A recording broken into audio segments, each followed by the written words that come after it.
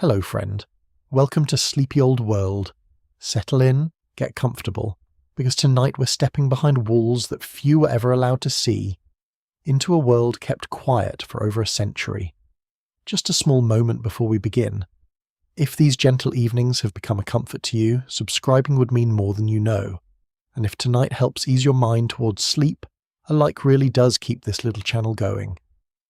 Tell me in the comments where you're curled up tonight, maybe with a cup of tea in a quiet home in Manchester, or wrapped in a favourite blanket somewhere in Ohio.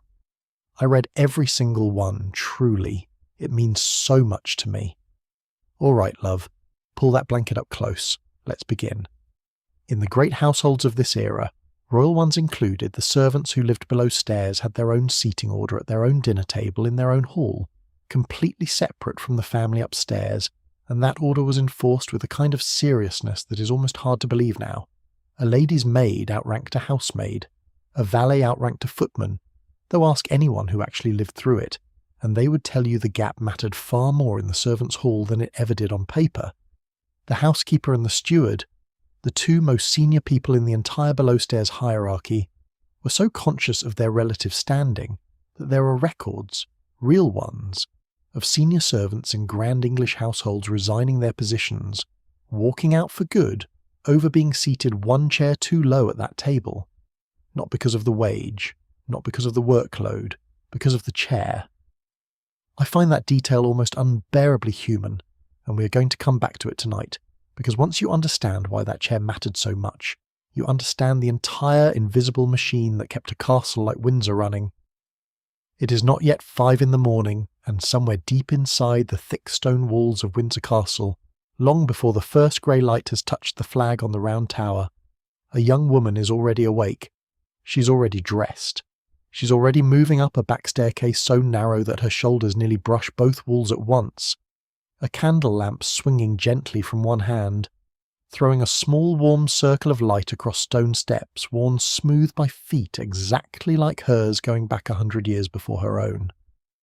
The air on this staircase is colder than anywhere else in the building. It smells faintly of tallow and stone dust, and very faintly of the lavender bag tucked into her apron pocket that her mother gave her before she left home. Maybe she is 17 years old, new enough to service that her hands still shake a little, just a little, when she lays a fire in a room grand enough to make her forget, for half a second, to breathe normally. Maybe she's 34, 10 years into this life, moving through these same dark corridors with the kind of unthinking certainty that comes from having done it so many mornings that her feet now know the way better than her mind does. Maybe she's somewhere in between, old enough to have stopped being afraid of the housekeeper, but young enough to still feel the cold seep into her knuckles every single morning at this hour and wonder,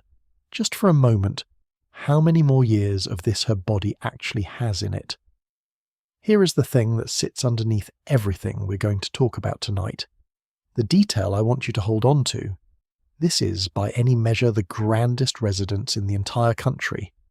More fireplaces burn inside these walls than in almost any other building in England. More candles, and later more electric lamps, are lit here every single evening than in entire neighbourhoods of London. And yet the people whose job it is to light every one of those fires, to carry the coal and trim every one of those wicks, are very often the coldest people in the building. They warm a world they rarely get to sit inside. That is where we're starting tonight. Not in the state apartments, not in the throne room with its ceiling painted thick with allegory, not in the chamber where a queen receives ambassadors. We are starting on the back stairs in the cold with a girl carrying a candle, because that is where the real day at Windsor Castle actually begins, and because almost nobody ever tells the story from here. Windsor itself by the 1890s was already extraordinarily old. Parts of it had stood in one form or another for more than 800 years, since the days of William the Conqueror, who chose this particular hill above the River Thames because you could see for miles in every direction, which is a very practical thing to want when your grip on a newly conquered country is still uncertain. By the time we reach the period we're talking about tonight, the castle had been rebuilt, extended, burned in places, restored, modernised in fits and starts, and generally accumulated the way old important buildings accumulate, layer over layer over layer, until what remained was something closer to a small fortified town than a single house. It covered something like 13 acres. It contained, depending on how you choose to count odd half-rooms and converted closets, somewhere in the neighbourhood of 1,000 individual rooms. Nobody who lived there, family or servant, ever knew the whole building completely. That is worth sitting with for a second. An entire small world, and no single person who held the keys to all of it. The castle divided itself broadly into 3 wards, the lower, the middle and the upper, each one wrapped around its own courtyard, each one separated from the next by gates and walls that had originally been built for actual military defence, and were now mostly just very effective at making sure the wrong sort of person never wandered into the wrong sort of room. The round tower sat at the centre of the middle ward, on its own artificial mound, the oldest and most recognisable shape in the whole silhouette, and from its top, on a clear day, you really could see Eton and the river, and the green flatness of the Thames Valley running off toward London in the distance. The state apartments occupied the north side of the upper ward, facing the river, room after room of gilt and crimson and pale northern light, falling through enormous windows onto furniture that had been collected, gifted, looted in a friendlier sense of the word, and inherited across 300 or 400 years of royal taste. But here is what almost nobody pictures when they picture a castle. Underneath all of that, behind it, around it, threaded through the grand rooms like a second invisible building occupying the exact same footprint, there existed an entire second castle made of narrow passages, low doorways, back staircases, and small plain rooms where several hundred people actually lived their entire working lives. By the 1890s, the total number of people employed in keeping Windsor running, indoors and out, in the royal household departments and the kitchens and the stables and the gardens, ran into the hundreds. Some estimates for the wider royal household across all the residences put the number in the low thousands, when you counted everyone, though Windsor itself at any given time housed something more like 300 to 400 indoor staff, with the number swelling considerably whenever the court was in full residence or a state occasion was approaching. 300 to 400 people, that is a village. That is, frankly, larger than most villages in England at the time, and almost none of those people are in the history books. Let's understand how this second castle organised itself, because it really was organised, with a precision that would not feel out of place in a small army. The whole household divided, on paper at least, into 3 separate departments, each one answering to a different senior officer, each one jealously guarding its own territory, in ways that occasionally produced exactly the kind of precedence disputes I mentioned a moment ago.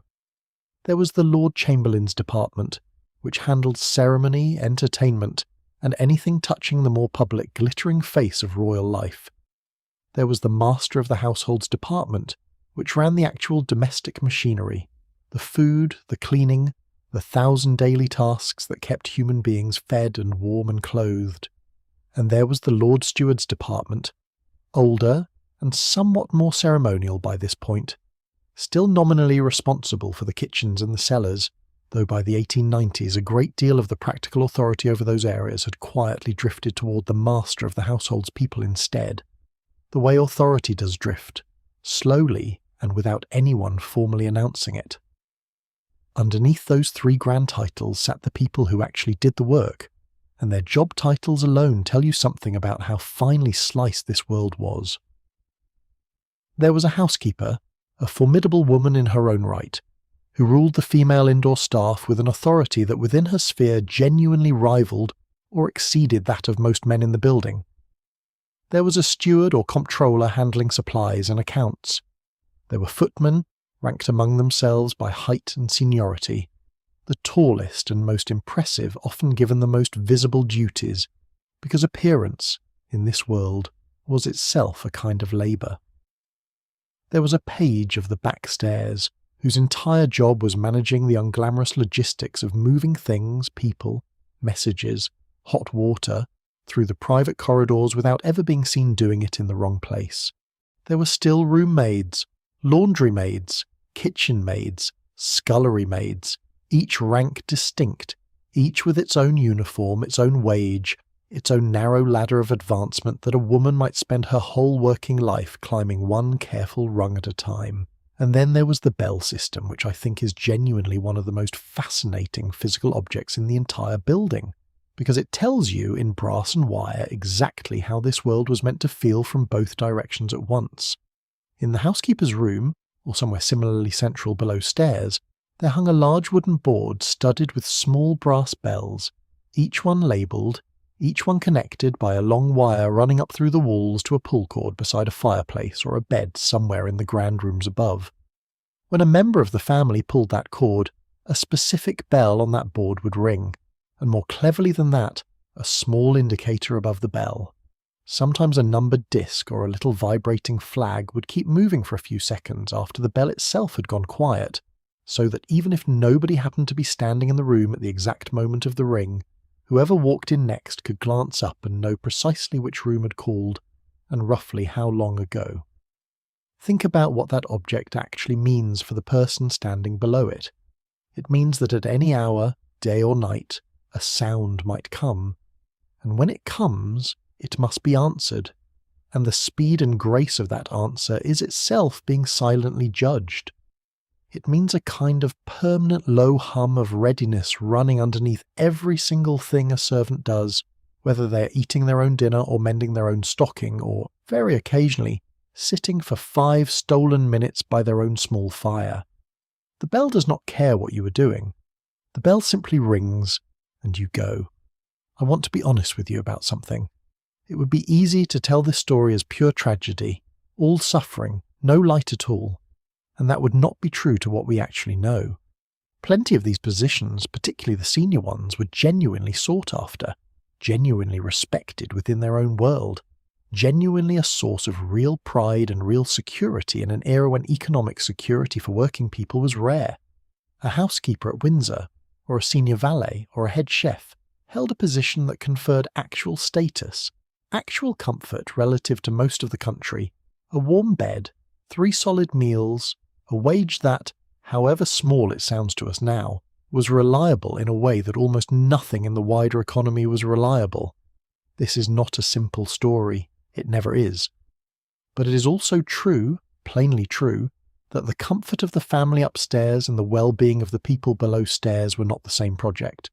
and when the two came into conflict, there was very rarely any real question about which one would win. Let's go back to that girl on the staircase,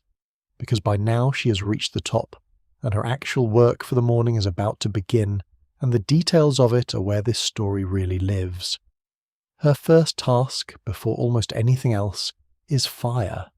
An enormous building like this one runs, in every practical sense, on fire, on heat carried room by human hands. And in the 1890s, despite Windsor being among the very first royal residences to experiment with electric lighting, the actual warming of rooms still depended almost entirely on coal grates that had to be cleared of yesterday's ash,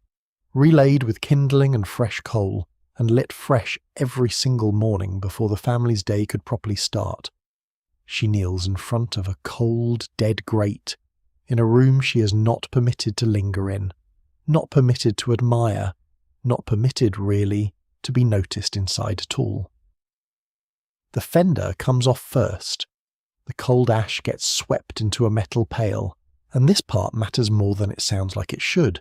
because ash carried carelessly leaves grey fingerprints across a carpet that costs more than her entire year's wage, and a mark like that does not go unnoticed. Then newspaper twisted into loose knots, then kindling small dry sticks laid in a careful crosshatch the way she was taught her very first week, then coal, not too much, not too little, the exact amount judged by an eye that, after enough mornings, simply knows, a match, a small orange flame catching, faltering, catching again, and finally settling into the low steady roar that means the room will be warm by the time anyone with the right to be cold in it has actually woken up. She will do this in room after room, fire after fire, before the sun has properly cleared the horizon, and in many of the grandest houses of this exact period, A housemaid was expected to complete this work so quietly, so invisibly, that the family living in those rooms might genuinely go their whole lives never once witnessing the actual moment a fire was lit. The warmth simply appeared.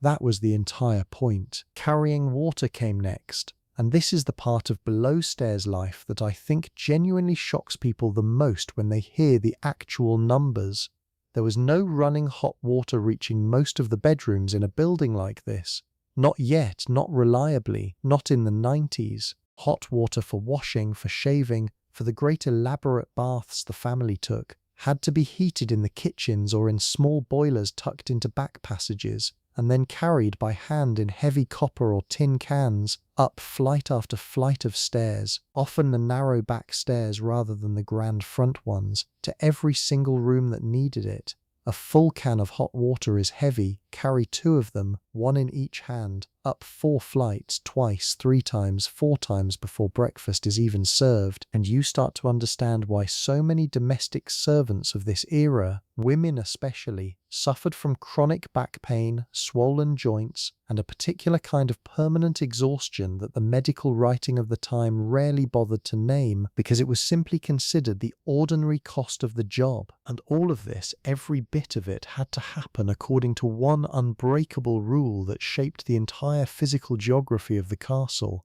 which is that the servant carrying that water, laying that fire, polishing that brass, was meant to remain as much as humanly possible unseen. This is the architectural genius and the quiet cruelty of houses like Windsor in equal measure. The back stairs existed specifically so that a housemaid hauling coal would never need to cross the same hallway as a duke arriving for breakfast. Doors were built flush into wood panelling so they practically disappeared from the grand side of a room, while remaining perfectly obvious from the service side. If a servant did need to cross a public passage while the family might be present, the instruction, repeated in household manuals across the entire century, was to turn and face the wall, to become for a moment something closer to furniture than to a person, until the family had passed. I find myself genuinely stopping on that image every time I come back to it. An entire elaborate architecture built around the project of making real human effort invisible,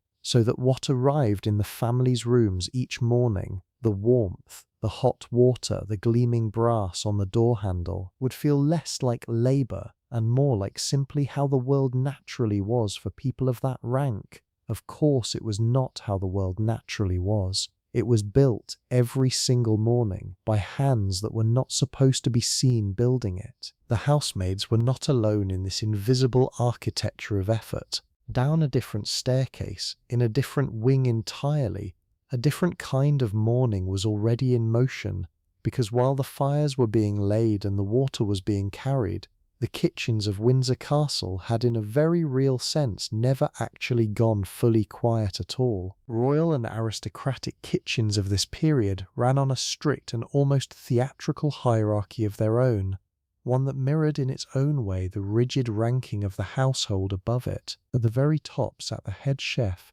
and in the grandest English households of the 1890s, including the royal kitchens, that position was very often filled by a Frenchman, a fact that tells you a great deal about how thoroughly French cooking had become, by this point, the unquestioned language of serious cuisine across aristocratic Europe. A skilled head chef commanded a wage and a degree of independence that few other servants in the building could dream of, answering on paper to the clerk of the kitchen or the master of the household, but in practice ruling the actual physical kitchen with an authority that brooked very little argument from anyone, including on occasion people considerably more senior than himself in the wider household. Below him came the underchefs, each one specializing, the way the great brigade system of French cooking demanded, the way it still demands in serious kitchens today if you have ever noticed how a restaurant kitchen divides its labor. One station for sauces, one for roasting, one for the elaborate cold work, the aspics and the sculpted butter and the sugar work that turned a dessert course into something closer to architecture than to food. Below the underchefs came the kitchen maids, and below them at the very bottom of this particular ladder, the scullery maids, who held what was without much argument the hardest, dirtiest, least respected job in the entire castle. A scullery maid's world was water and grease and heat. She scoured pots blackened by open flame using sand and harsh soap and her own bare knuckles, often standing for 12 or 14 hours at a stretch in front of a stone sink, her hands perpetually red and cracked, her apron soaked through by midday no matter how carefully she tried to keep it dry. She was, in the strict social ranking of the servants' hall, considered barely above the lowest farm labour, and yet without her, nothing in that kitchen could function for more than a single meal before grinding to a halt under the sheer accumulated mess of feeding several hundred people 3 times a day. And feeding several hundred people every single day, regardless of season, regardless of whether the family was even in residence at full strength, was the actual scale of what that kitchen had to manage. Windsor in full court residence might be feeding the immediate family their personal attendants, visiting nobility and their own attendants, the entire indoor staff in their own separate servants' hall meals, and on top of all of that, any state occasion meal taking place that particular week. The quantities involved were, by ordinary household standards, almost industrial. Sides of beef, whole game birds by the dozen, often supplied from the castle's own grounds or from royal estates elsewhere in the country, since hunting and shooting remained both a genuine pastime and a genuine source of food for households of this rank. Fish brought in fresh, packed in ice that had itself been cut from frozen ponds the previous winter, and stored in a deep ice house dug into the ground specifically for this purpose. A detail that still genuinely delights me, the idea of January's cold being saved up, quite literally bricked into the earth, to cool a salmon being served in July. The heat in that kitchen, even in winter, was extraordinary. Multiple open ranges burning constantly, copper pots the size of small bathtubs simmering stock that might be kept going, skimmed and replenished, for days on end, the air thick with steam and wood smoke, and the layered smell of 100 different dishes in 100 different stages of preparation, all happening within feet of each other. Kitchen staff worked in clothing soaked through with sweat, regardless of the season outside, and burns, the ordinary daily kind, a forearm against a hot pan rim, a splash of boiling stock across the back of a hand, were so common as to be barely worth mentioning, just another small mark added to the permanent collection most kitchen workers carried on their skin by the time they had been in service a few years. And here is the detail I genuinely cannot get past, the one that quietly undoes the whole romantic picture of royal dining. The people producing this food, the chefs included, very rarely tasted it as the family upstairs tasted it, plated, garnished, presented at the precise temperature an entire elaborate system of warming covers and swift footwork had been designed to preserve. Their own meals, eaten standing at a work table between services or sitting briefly in the servants' hall, were plainer, heartier, designed for fuel rather than pleasure. Bread, cheese, a thick stew, whatever the family's meal had not used, occasionally elevated by a particularly generous head chef who understood in his own quiet way what it cost his staff to build a feast they would never sit down and eat. That servants' hall, the room where all of this below-stairs world actually gathered to eat its own meals, deserves its own moment, because it is where the precedence dispute I mentioned at the very start of tonight actually played out.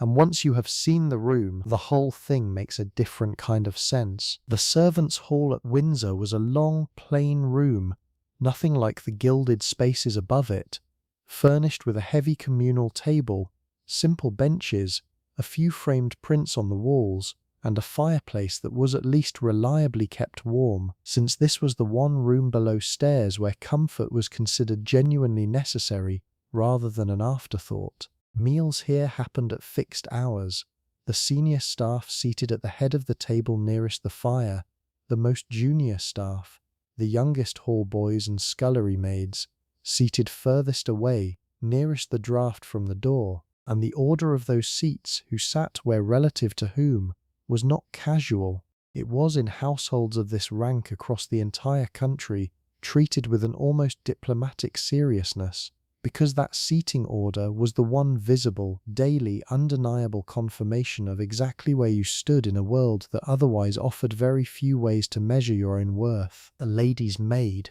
who served a specific woman of the family directly and whose entire status derived from the rank of the person she dressed, expected to be seated according to that borrowed rank, not according to her own humble origins. A valet, serving a gentleman directly, expected the same courtesy. This created, in households across England, genuinely tense and occasionally absurd situations, because if a duchess's lady's maid and a mere baronet's lady's maid found themselves at the same table, the seating arrangement effectively required the servants' hall to recreate in miniature the entire social hierarchy of the aristocracy itself, argued over with a precision that the family upstairs would have found almost comical if they had ever bothered to notice it happening directly beneath their dining room. This is genuinely where some of those resignation stories come from, the ones I mentioned right at the start. A senior servant moved down one seat to accommodate a newly arrived colleague attached to a more senior member of the family, experiencing that single seat as a public permanent demotion in front of the entire below-stairs community they had to live and work alongside every single day for years. It sounds small from the outside. From the inside a world with almost no other visible markers of status, it was not small at all. It was, in a very real sense, the entire structure of your worth, measured in a wooden chair and a few inches of table. Wages, by the way, varied enormously by rank, and the actual numbers deserve a moment of attention, because they put the whole precedence question into sharper focus. A scullery maid in the 1890s might earn somewhere in the range of £10 to £12 a year, paid out, plus her food and her bed, which mattered enormously in an era when food and shelter were themselves the largest expense most working people faced. A senior housemaid might earn closer to £20 or £25 a year. A housekeeper or a butler, at the very top of the indoor hierarchy, could earn £50 a year or considerably more, plus a private sitting room, plus a status that opened doors, quite literally, that remained firmly closed to everyone beneath them. The gap between the top and bottom of that below-stairs world was, proportionally, almost as wide as the gap between the servants' hall and the family dining room above it. Hierarchy did not stop at the green baize door that traditionally separated the service areas from the family's rooms. It simply changed shape and kept going, all the way down. Sleep, when it finally came, happened in the attics almost always, tucked under the roofline in rooms that were freezing in winter and stifling in summer. The temperature inside following the weather outside far more closely than anything happening in the grand bedrooms several floors below, where fires and thick curtains kept conditions remarkably stable in every season. A housemaid might share her small attic room with one or two others, a narrow iron bed each, a washstand, perhaps a small chest for her few possessions, a single window set into the slope of the roof that let in a thin slice of sky and very little else. There was, by the standards of the working poor more broadly, real comfort here. A dry roof, a solid bed, none of the damp and overcrowding that characterized so much of urban working-class housing in this exact period. But it was also undeniably a narrow life, lived almost entirely within the footprint of someone else's house, with almost no private space and almost no private time, since even your one evening off a fortnight, if you were fortunate enough to have such a thing scheduled at all, depended entirely on the household's needs that particular week. And yet I want to pause here and be fair to the texture of it, because it was not unrelieved. There was real companionship in those attic corridors, real friendship forged in shared exhaustion, the specific dry humor that develops among people who spend their whole day managing the needs of others and only get to be fully themselves for a few stolen minutes late at night. There were romances, sometimes between staff, occasionally scandalous ones that ended careers, more often quiet and lasting ones that ended in marriage and a small cottage somewhere once enough years of service had built up enough savings to make that possible. There was pride, real pride, in a job done well, in a fire that caught on the first match every single time, in a silver service polished to a shine that made a guest comment, even if the comment was addressed to the family rather than to the person who had actually done the polishing. Let's leave the servants' hall for a moment and go upstairs, because while all of this has been happening below, a very different morning has been unfolding in the private rooms of the family, and the Duchess we are going to follow tonight is just now beginning to wake. Let us call her, for tonight's purposes, the Duchess of A, not her real name, of course, just a small courtesy, the kind it was common enough in the writing of this period to extend, letting us follow one composite life without pinning it to any single real person. She is not the Queen herself, though she moves within the Queen's orbit, attending court at Windsor for the season the way women of her rank were expected to, holding a position somewhere among the senior ladies attached to the household, a role that came with genuine privilege and, as we are about to see, genuine confinement in roughly equal measure. She wakes this particular morning somewhere around 8, which is itself a kind of luxury almost nobody else in the building has been afforded. Her room is warm, the fire already lit and well established by the time she opens her eyes, because the housemaid responsible for this particular grate was up and working on it a full 2 hours earlier, timing the whole operation precisely so that warmth would simply already be present by the time anyone needed it, with no visible evidence of the labour that produced it. The curtains are heavy, a deep claret velvet that the Duchess privately finds a touch oppressive, though she has never said so to anyone, since the furnishing of these rooms was decided by people considerably more senior than herself, and changing it would require a conversation she has no particular appetite for. Several minutes pass before she rings. There is in fact a particular quiet pleasure in these first few minutes, lying still under good linen, listening to the fire settle, feeling the cold edges of the room held back by it, before the actual machinery of the day begins. Maybe she spends those minutes thinking about a letter she needs to write. Maybe she spends them thinking about nothing at all, which is its own rare luxury in a life this thoroughly scheduled. Maybe on a morning like this one, she simply watches the light change against the velvet and lets herself feel, for 90 seconds, entirely unaccountable to anyone. Then she rings, and within minutes her maid appears, and the actual day begins in earnest. The lady's maid's relationship with the woman she serves was, in households like this one, unusually intimate by the standards of any other kind of working relationship in this period, closer in some ways to a marriage than to ordinary employment, simply by virtue of proximity and repetition. She has dressed this particular body in some sense almost every single day for years. She knows which side of the corset the Duchess prefers laced first, knows exactly how much give to leave at the waist on a day when a heavy meal is expected later, knows the 3 or 4 moods the Duchess moves through before breakfast, and has learned through long observation rather than any conversation either of them would ever openly acknowledge, which mood calls for silence and which calls for a bit of gentle conversation about nothing in particular. Washing happens first, at a basin rather than in the shared bathing room down the corridor, since a full bath is typically reserved for evening, before dressing for dinner, when there is more time and more reason for it. Warm water, carried up earlier and kept gently heated, a soft cloth, a cake of fine soap scented faintly with violet rather than the harsher carbolic soap used below stairs for more practical cleaning. Then the hair, which at this period and for a woman of this rank means something considerably more involved than simply brushing it out.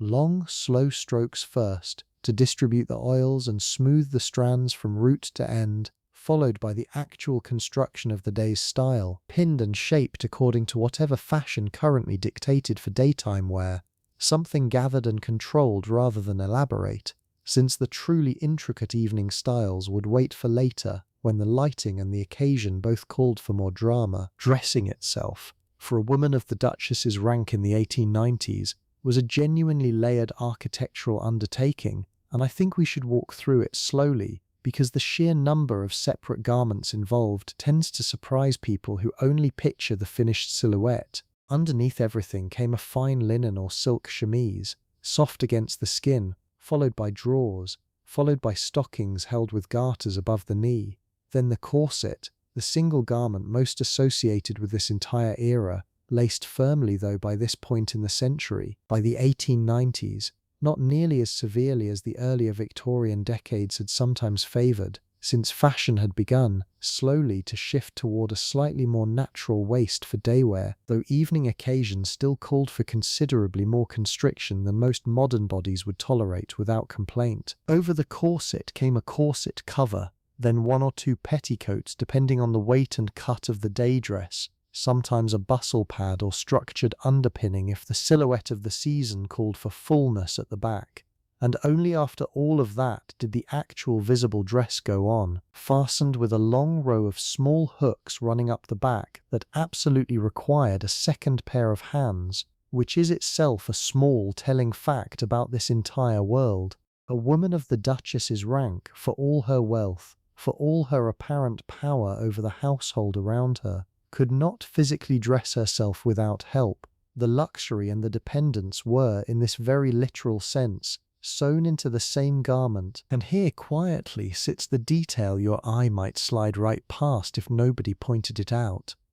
Black, a surprising amount of black, or at the very least deep sombre colours, in this Duchess's wardrobe even now, decades on, even for someone who is not herself in personal mourning. The Queen's own decades-long mourning for her husband, beginning back in 1861 and never fully set aside even by the 90s, had cast a long quiet shadow over fashion and colour and tone across the entire court,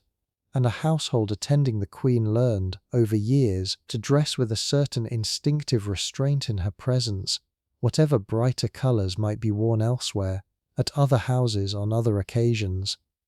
Luxury here did not always mean brightness. Sometimes it meant the most expensive, most beautifully constructed version of restraint that money could produce. Jewellery came last, chosen carefully even for an ordinary morning, because nothing about this world treated appearance as incidental.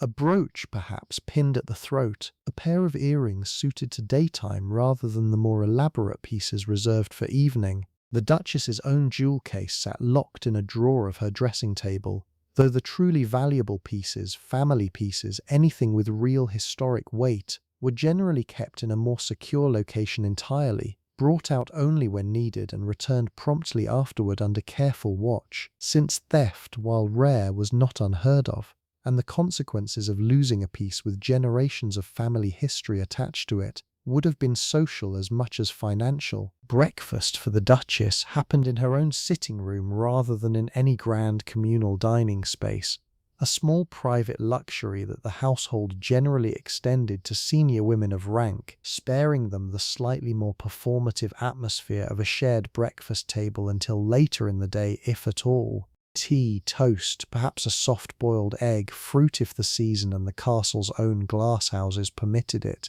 All of it brought up by a footman and laid out by her maid with a quiet efficiency that made the whole production feel, from where the Duchess sat, almost effortless. It was not effortless. It simply was not her effort to feel, and here is where the actual work of her day begins, because contrary to the lazy stereotype, a woman of this rank in this period was not idle. She was, in a real sense, running a small administration of her own, one built almost entirely out of paper, etiquette, and an exhausting, never-ending awareness of who owed whom a visit, a letter, a kindness, or a carefully worded apology. Correspondence came first, and there was a great deal of it. Acceptances and regrets for invitations, letters of condolence since death in this era, before modern medicine had tamed so many of its causes, arrived often enough that a fluent, sincere, beautifully phrased letter of condolence was considered a genuine social skill,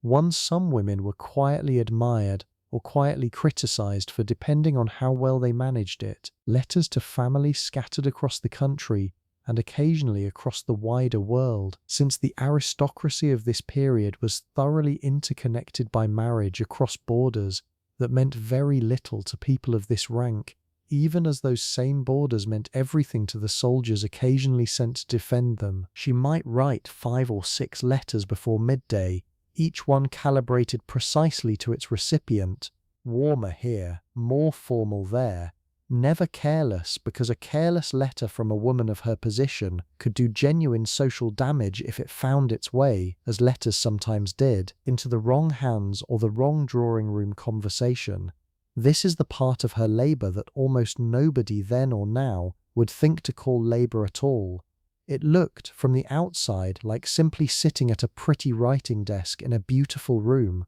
From the inside, it was closer to diplomacy, conducted daily without pay, without formal recognition, and without any real option to simply stop doing it. Calls came next, the visiting that structured so much of upper-class female social life in this period. A precise choreography of who called on whom, in what order, for how long, leaving a card if the lady of the house was not receiving, accepting tea and exactly the right amount of conversation if she was. At Windsor specifically, attendance on the Queen and the wider court added an entire additional layer of obligation on top of the Duchess's own personal social calendar, since being summoned, or simply being expected to be present at a particular hour for a particular small ceremony of royal life, took precedence over almost any other engagement she might have privately preferred to keep. I find something genuinely poignant in this, the way her days, for all their material comfort, were almost entirely scheduled by other people's expectations rather than her own preferences. She had servants, she had jewels, she had by any material measure available to a person of this century an extraordinarily fortunate life, and she also had remarkably little say over how any single hour of her day would actually be spent, hemmed in on one side by the rigid demands of court and on the other by the equally rigid demands of her own class's social expectations. Luxury and freedom, it turns out, are not the same thing at all, and this entire castle, every gilded room of it, was built around the first without ever quite managing to provide much of the second to anyone living inside it, family and servant alike, each constrained by a different version of the very same architecture. Down below, while all of this correspondence and calling was unfolding, the morning's domestic machinery had moved on to its next stage entirely, because a castle this size did not simply clean itself once and rest. It required constant, rolling, never-finished maintenance, and the people responsible for that maintenance were, by mid-morning, deep into one of the most physically demanding parts of their entire day, dusting, in a building filled with gilt picture frames, carved panelling, and furniture inlaid with materials that did not respond well to careless handling, was its own specialized skill, taught patiently from senior housemaid to junior one, because a feather duster dragged carelessly across a gilded surface could strip away decades of careful restoration in a single thoughtless pass. The state apartments themselves, when not actually in use by the family or by visiting guests, were kept under a kind of careful watch, dust sheets sometimes thrown over the most delicate furniture between occasions, drawn back and removed entirely only when a room's use was imminent, the whole process timed with an exactness that left almost no margin for error. Carpets, enormous ones, woven specifically for rooms whose dimensions had been measured and sent off to specialist weavers months or even years in advance, were beaten regularly, hauled outside when weather and staffing allowed, hung over a line or a low wall, and struck again and again with a flat woven beater until clouds of grey dust rose up and drifted away on the wind. A small, strangely satisfying violence performed entirely so that the room those carpets belonged to could continue looking as though dust simply never settled there at all. Brass and silver, meanwhile, occupied an entire category of labour unto themselves, one that belonged less to the housemaids and more to the footmen and, above them, to the butler, whose particular kingdom this was. The amount of silver in active use and storage at Windsor by this period was, by any ordinary household standard, almost absurd. Candelabra, serving dishes, cutlery for service after service, course after course, much of it bearing the royal crest stamped or engraved by hand, each piece accounted for individually in ledgers that the butler maintained with an almost obsessive precision. Since a single missing fork was not simply a missing fork, it was a discrepancy in an inventory representing a small fortune in precious metal, and discrepancies of that kind ended careers. The plate room, where the bulk of this silver lived between uses, was kept locked, the key carried personally by the butler or his most trusted deputy, never left lying about, never handed over casually even to senior staff who might have every reasonable claim to enter. Silver was cleaned according to a rotation, never all at once, since the sheer volume made that impossible. Each piece rubbed with a paste designed to lift tarnish without scratching the underlying metal, buffed afterward with a soft cloth until it threw back light the way only properly maintained silver can, a particular warm, slightly liquid gleam that no amount of modern polish ever quite manages to replicate. Not far away, the wine cellar fell under similarly careful guard, a long, cool, stone-vaulted space cut into the castle's foundations where the air itself stayed close to the same temperature year-round, ideal, as it happened, for storing wine properly, though nobody had built it with that science consciously in mind centuries earlier. Bottles lay racked by vintage and by house, French clarets and ports brought up from Portugal, champagnes reserved specifically for state occasions and royal toasts. The whole collection logged, counted and protected by the butler with a vigilance that occasionally bordered on the theatrical. He alone, in most households of this kind, held the keys. He alone decided which bottle left the cellar on which evening, and a butler with a genuinely fine palate capable of advising on which vintage best suited which course, which guest, which particular delicate diplomatic dinner, held a kind of quiet authority that went well beyond his formal job title. Let's pause here on the butler himself for a moment,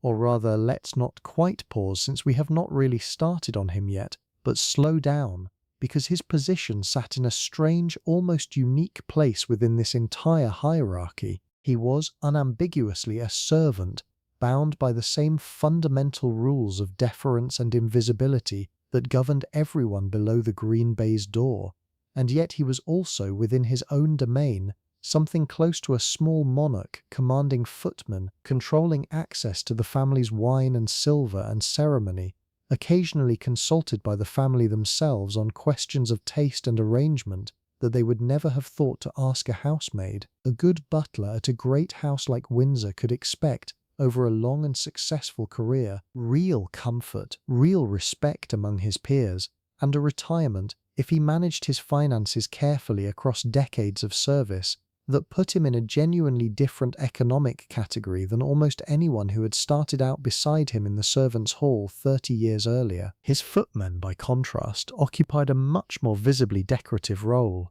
chosen in many great households partly for height and bearing, since a matched pair of tall, well-proportioned footmen standing at attention during a formal dinner was itself considered part of the room's furnishing, a living ornament meant to convey wealth and order at a glance. Their actual duties ranged from serving at table, a genuinely skilled job requiring a precise choreography of approach and retreat that took real training to perfect, all the way down to carrying coal, answering doors, and running errands across the castle's considerable distances on foot, since a great deal of the daily logistics of a building this size simply came down to someone somewhere having to physically walk a message or an object from one wing to another. Their livery itself was a small fortune in fabric and tailoring, deep-coloured coats, often trimmed in the family or royal colours, breeches and stockings rather than the trousers an ordinary working man would have worn, powder for the hair on the most formal occasions, a costume that had barely changed in its basic silhouette for the better part of a century, even as fashion everywhere else moved on without it.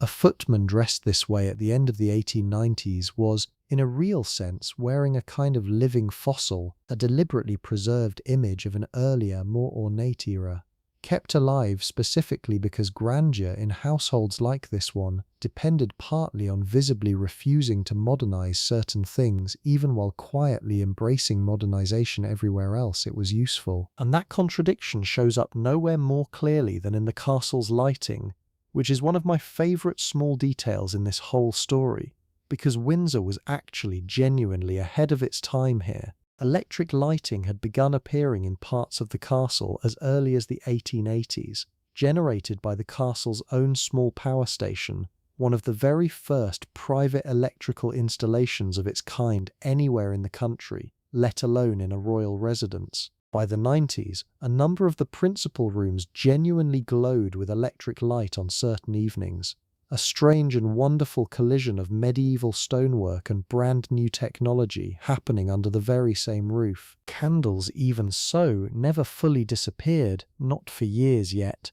partly out of simple caution, since the new electrical systems of this period were not always perfectly reliable, and nobody wanted to be caught in sudden darkness during a state dinner, and partly, I suspect, for reasons that had nothing to do with practicality at all. Candlelight did something to a formal room that the new electric bulbs, for all their convenience, simply could not yet replicate. It moved, it softened faces, it made silver and crystal throw back small dancing points of light, rather than one flat, steady glow. So for the most ceremonial occasions, the ones where atmosphere mattered as much as illumination, candles were often kept in service, lit and trimmed and replaced through the evening by footmen whose job for those few hours was essentially to manage fire by hand inside a building that, elsewhere in the very same wing, was already humming quietly with electricity. Somewhere else entirely in the castle's working geography, a wholly different kind of labour was underway, one that involved neither silver nor candlelight nor any of the visible glamour we have been talking about, but that mattered just as much to the actual daily functioning of several hundred lives. The laundry. A household this size generated an almost unimaginable volume of washing every single week. Linens for every bed, changed regularly, since cleanliness of bed linen was considered a genuine marker of a well-run house. Table linens, used once and then sent for washing regardless of how lightly soiled they actually were, since reusing a slightly creased napkin was simply not done in a house of this standing. The family's own personal clothing, shirts and undergarments, and the endless soft white cotton and linen that sat against the skin beneath all that visible silk and wool, and the staff's own clothing too, though that predictably received somewhat less careful attention than anything belonging to the family. Windsor maintained its own laundry, a separate building or wing entirely given over to the work, staffed by laundry maids who occupied yet another distinct rung on the below-stairs ladder, their hands permanently reddened and roughened by hot water, harsh soap, and the sheer repetitive friction of scrubbing fabric against a washboard hour after hour. Sheets and linens were boiled in great coppers, wrung by hand or fed through heavy mangles that could, if a careless moment, let a hand stray too close to the rollers, cause genuinely serious injury, a hazard that the household manuals of the period mention almost in passing, the way they mention most of the physical dangers of this work, as simply an ordinary, unremarkable cost of getting the job done. Ironing followed, done with heavy flat irons heated directly on a stove. No electricity here yet, no convenience at all, each iron tested against a damp cloth or the back of a careful hand to judge its heat before it ever touched fine linen, since too hot an iron could scorch through delicate fabric in the time it took to draw one breath. A skilled laundry maid could press an entire shirt, every pleat and collar point crisp and exact, in a fraction of the time it would take someone untrained. And that skill, like so much of the skill running through this entire invisible second castle, went almost completely unacknowledged by the people who simply opened a drawer each morning and found their clothing waiting, perfectly pressed, as though pressing itself had never required a single human hand at all. Near the laundry, though belonging to a gentler and somewhat more respected category of work, sat the still room, presided over by a still room maid who answered, in most great houses, directly to the housekeeper rather than to the cook, a small but meaningful distinction in a world where reporting lines themselves carried status.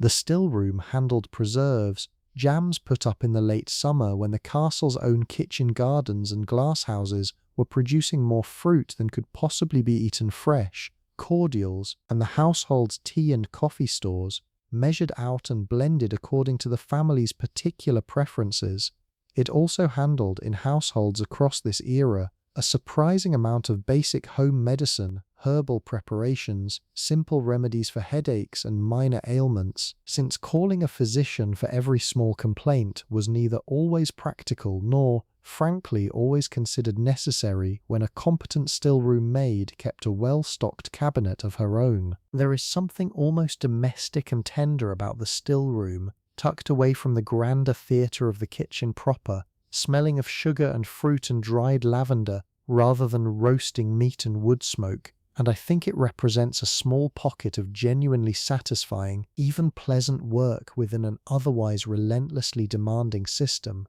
Not every below-stairs job was misery. Some of them, this one especially, carried real craft, real quiet pride, and a pace that allowed, every so often, for something closer to enjoyment. Elsewhere in the castle, in a wing kept deliberately separate from both the grand staterooms and the working heart of the kitchens, the nursery occupied its own small, distinct world, because royal grandchildren and the children of senior attendant families were frequent visitors to Windsor across this entire decade, and a nursery wing of some kind was in practical terms almost always in active use, a governess herself occupying one of the more curious social positions in this whole hierarchy, neither quite family nor quite servant, educated, often genteel by birth but reduced to working for her living through some combination of circumstance, most polite conversation carefully avoided naming directly, ran the daily rhythm of lessons, meals, and supervised play with an authority that the children at least rarely questioned. A nursery maid assisted, handling the more physical side of childcare, the washing and dressing and the constant low-level vigilance that small children require, while the governess herself focused on lessons, on French and music, and the careful, repetitive correction of posture and manners that aristocratic childhood in this period treated as seriously as any academic subject. Meals in the nursery were simpler than anything served downstairs, plain and nourishing rather than elaborate, on the theory, widely held among the period's child-rearing manuals, that rich food unsettled young digestions and, just as importantly, that children of this rank needed to learn restraint and discipline from the very beginning, long before they would ever be trusted with a formal dinner table of their own. And here, too, the same underlying current runs through everything, the same quiet, persistent paradox we keep circling back to tonight. These children, however grand their birth, however certain their eventual inheritance of wealth and position, spent the bulk of their actual daily hours not with their own parents at all, but with paid staff, seeing their mother or grandmother for a formal hour in the late afternoon, dressed in their best on their very best behaviour, before being returned promptly to the nursery wing for the remainder of the day. Closeness in this world was rationed and scheduled like almost everything else. Back in her own rooms, meanwhile, the Duchess had moved, by early afternoon, into the part of her day given over to needlework and reading, a stretch of hours that looked, from the outside, like genuine leisure, and that was, in its own complicated way, exactly that, even as it also functioned as one more small performance of feminine accomplishment that women of her rank were quietly expected to maintain. Fine embroidery, worked in silk thread on linen stretched tight across a frame, required real skill, real patience, hours of careful, repetitive stitching that produced, over weeks or months, a cushion cover or a fire screen panel that would eventually be displayed, admired and understood by everyone who saw it as evidence of exactly the kind of unhurried, well-bred life its maker was supposed to be living. She might read 2 novels mostly, since serious political or scientific reading, while not forbidden exactly, was considered somewhat unusual for a woman of her position, more tolerated as an eccentricity in older, more established women than encouraged in someone still actively building her social standing. Letters, novels, needlework, calls. The rhythm of her afternoon repeated itself with only small variations day after day, week after week, season after season. A life of considerable beauty and considerable comfort, built on a foundation of remarkably little genuine choice about how any of it would actually unfold. By late afternoon, the whole rhythm of the castle began, almost imperceptibly at first, to shift gears, because evening in a house like this one was not simply the end of the day. It was in many ways the actual point of the day, the hours toward which everything else had been quietly building since before dawn. Dinner, for a household of this rank, was the great formal performance, and preparing for it consumed a genuinely astonishing share of the afternoon's remaining labour, both above stairs and below. The Duchess would typically change her clothing several times across the course of a single day, a fact that still surprises people when they hear the actual count. A morning dress for breakfast and correspondence, perhaps a different outfit suited to calling or receiving calls in the early afternoon, a walking dress if weather and inclination allowed for any time outdoors, since fresh air was considered genuinely important to health even for women whose lives otherwise involved remarkably little physical exertion. And then finally the evening dress, the most elaborate garment of the day by a considerable margin, requiring the longest preparation and the most exacting attention from her maid. This changing of clothes multiplied across every woman of rank in the household, multiplied again across every single day of the year, generated an enormous continuous volume of work that fell almost entirely on the ladies' maids, who spent a meaningful share of their entire working lives simply helping other women in and out of garments too complicated to manage alone, brushing each dress carefully before storing it, checking for loose threads, missing buttons, the small repairs that needed attention before a garment could be worn again,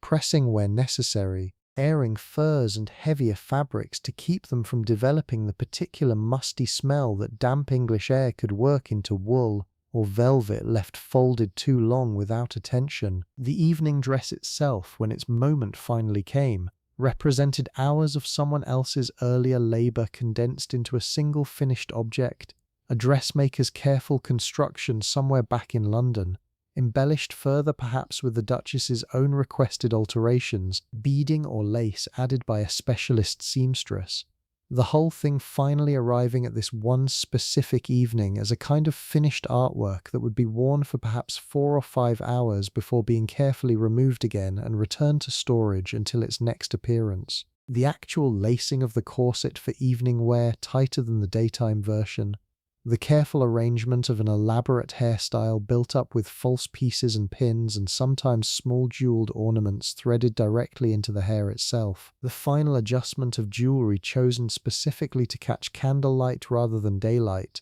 all of this took the better part of 2 hours, performed by her maid with a quiet, practiced concentration that looked, to anyone glancing in, almost like a kind of devotion. Down in the bedroom scattered across the family's wing, a parallel preparation was underway, because evening also meant turning down beds, and turning down a bed properly in a house like this one was its own small, exacting ritual. A housemaid would fold back the heavy outer coverlet at a precise angle, smooth the top sheet, and slip a warming pan, a long-handled brass container filled with hot coals, briefly between the sheets to take the chill off the linen before withdrawing it again, careful never to leave it too long, since a forgotten warming pan had, more than once in the history of houses like this one, scorched a hole clean through an expensive sheet and ended up costing someone their position. Fresh candles were set out or the electric fixtures checked and confirmed working,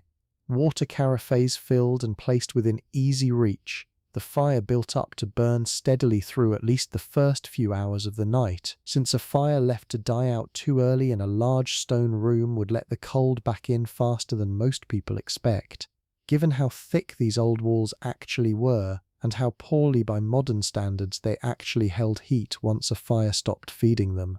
All of this needed to be finished, checked, and quietly perfected before the family ever returned upstairs from dinner, so that the transition from the brightly lit, crowded dining room back to a private bedroom would feel, to the person experiencing it, completely seamless, completely effortless, exactly the way every other transition in this entire building had been engineered to feel from the moment that first fire was laid before dawn. And then, finally, dinner itself, the evening's true centerpiece. And I want to slow down here because this is where every single thread we have been following tonight, the housemaid's fire, the chef's sauce station, the butler's silver, the footman's livery, the Duchess's hours at her dressing table, all of it converges into a single performance lasting perhaps 2 or 3 hours and consuming behind the scenes a volume of preparation that dwarfs the actual time spent eating. In the dining room itself, Candlelight and electric light mingled depending on the occasion's formality, falling across a table set with a precision that had its own quiet grammar, every fork and knife and glass positioned according to rules so exact that a footman could glance down the length of a table and immediately spot a single setting out of alignment from 20 feet away. The royal crest, worked into the china, the silver, even the linen in some cases, caught the light from a dozen different angles at once. Flowers grown in the castle's own glass houses regardless of season, since a great house simply did not serve a winter dinner without fresh flowers if it could possibly be avoided, stood in low arrangements designed specifically not to block the sight line of guests trying to converse across the table. Service itself followed, by this period what was generally called service à la Russe, meaning each course arrived already plated or carved at a side table and brought to each guest individually by a footman, rather than the older style where enormous dishes were set directly on the table for guests to help themselves. This newer style required considerably more staff and considerably more precise choreography, since a dinner of 8 or 10 courses, not unusual at all for a formal occasion of this rank, meant that footmen were in near constant motion for the entire length of the meal, removing one course, presenting the next, refilling glasses, all of it timed to the rhythm of the conversation rather than the other way round, since nothing was considered more clumsy than a footman interrupting an important exchange at the table by clearing a plate at exactly the wrong moment. Soup came first, usually, something light enough not to dull the appetite for what followed. Fish next, perhaps a delicate sole, or a salmon that had, quite possibly, made its journey from the coast to this table packed in that same ice cut from a frozen pond the previous winter, and stored carefully against exactly this purpose. Then a remove, an older term for a substantial dish, perhaps a saddle of mutton or a joint of beef, carved with real ceremony at a side table by the butler himself on the most formal occasions, since carving well was considered a genuine skill and not every footman was trusted with it. Game followed in season, grouse or pheasant or partridge depending on the month, often shot on royal or aristocratic land not far from where it was now being served, a closeness between the hunting ground and the dinner table that this entire class took for granted in a way that would feel almost startling to most people now. Then a sweet course, elaborate desserts built by the confectionery specialists in the kitchen, sometimes structured almost architecturally, spun sugar and moulded cream and fruit arranged with a care that bordered on sculpture, and finally cheese, fruit, and the slow winding down of the meal itself, before the women withdrew to the drawing room and the men remained, by long tradition, over port and conversation that had, by this point in English social history, been ritualized for generations. Behind every single one of those courses, in the kitchen, an entirely different emotional register was playing out at exactly the same moment. While the dining room moved at the slow, unhurried pace good breeding demanded, the kitchen behind it moved at something closer to controlled chaos, the head chef calling instructions across a hot, crowded room, under chefs plating with split-second timing so that 10 or 12 identical dishes reached the dining room within moments of each other, and at precisely the right temperature, scullery maids already elbow-deep in the dirty pots from the previous course even as the next one left the kitchen door. The contrast between these two rooms, separated by perhaps 50 feet of corridor and an entire universe of perceived effort, might be the single clearest illustration of everything this whole story has been circling around tonight. Upstairs, ease. Downstairs, at exactly the same minute, something close to controlled emergency, repeated nightly, expected to look, from the other side of that door, like it had never been difficult at all. I keep coming back to this thought, and I want to say it plainly rather than just letting it sit there unspoken. The grace of that dining room was real. The guests genuinely experienced ease, genuinely experienced beauty, genuinely felt, for those 2 or 3 hours, that they were inhabiting a world where everything simply worked. And that feeling, real as it was for the people having it, existed only because an entirely separate group of people just out of sight were working at a pace and under a pressure that nobody at the table would ever be asked to imagine, let alone thank them for directly. By the time the last guests had departed or retired, somewhere past 11 most evenings, later still if the occasion had been particularly grand, the castle began its long, slow descent into the quietest part of its daily cycle, though quiet here never quite meant empty. The Duchess returned to her rooms to find her maid already waiting, the fire already attended to, the elaborate evening dress unfastened hook by hook, the corset unlaced with a particular care since hours of tight lacing left the body genuinely tender by the end of an evening, and an abrupt release could itself be uncomfortable if rushed. The elaborate hair came down last, pin by pin, until it fell loose around her shoulders, and there is something almost touching about this nightly reversal, the formal architecture of the evening literally taken apart piece by piece until what remained was simply a tired woman in a dressing gown, her public self folded away in the wardrobe along with the dress that had carried it. Maybe she talks a little during this, the small private conversation that happens between two women who have spent years in this exact intimate proximity,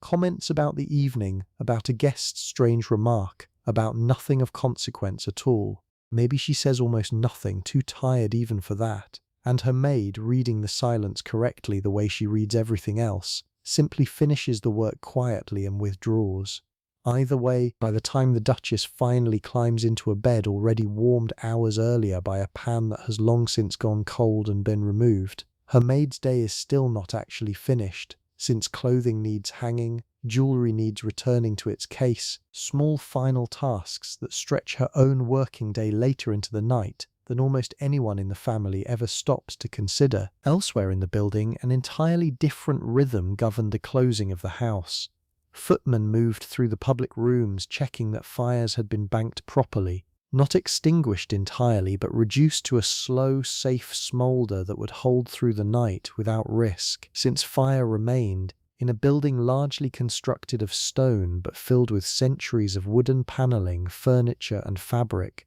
a genuinely serious danger that nobody in this era ever fully stopped worrying about. Doors were locked, windows checked, the great formal rooms, blazing with light and conversation only an hour or two earlier, settled into a particular kind of stillness that I find genuinely strange to picture, all that gilt and crimson sitting alone now in near total darkness, candles guttering out one by one, the last footman's footsteps echoing slightly as he made his final pass through before retiring, a night watchman, or in some periods a designated senior servant taking on this duty in rotation, made rounds through the building at intervals through the small hours, checking for fire, checking for anything amiss, carrying a lamp through corridors that during the day rang with footsteps and conversation, and now held nothing but the particular cold silence of very old stone at 3 in the morning.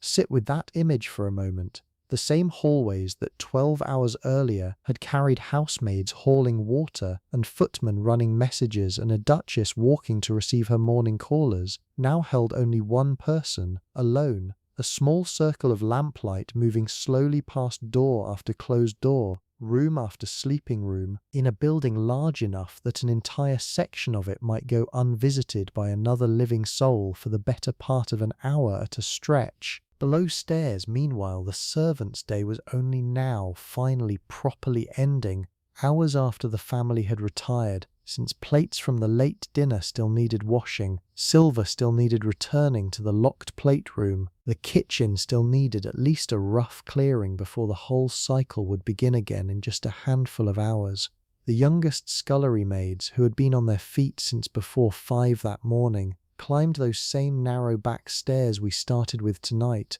candle in hand, legs aching, toward the small cold attic rooms where sleep, when it finally came hard and fast and almost dreamlessly, the particular deep unconsciousness of genuine physical exhaustion rather than ordinary rest. And so, for a few short hours, the castle held something close to actual quiet, the grandest rooms in the country standing empty and dark, the people who had built that grandeur with their own hands finally briefly off duty, sleeping in rooms considerably smaller and colder than the ones they spent all day maintaining. while somewhere above them, in a bed that had been warmed and turned down by someone else's labour, the Duchess slept too, in a silence that neither of them, family or servant, would have described in quite the same way if you had been able to ask them both, at that exact same hour, what this strange shared building actually felt like from where they lay. There is another side to this world worth slowing down on,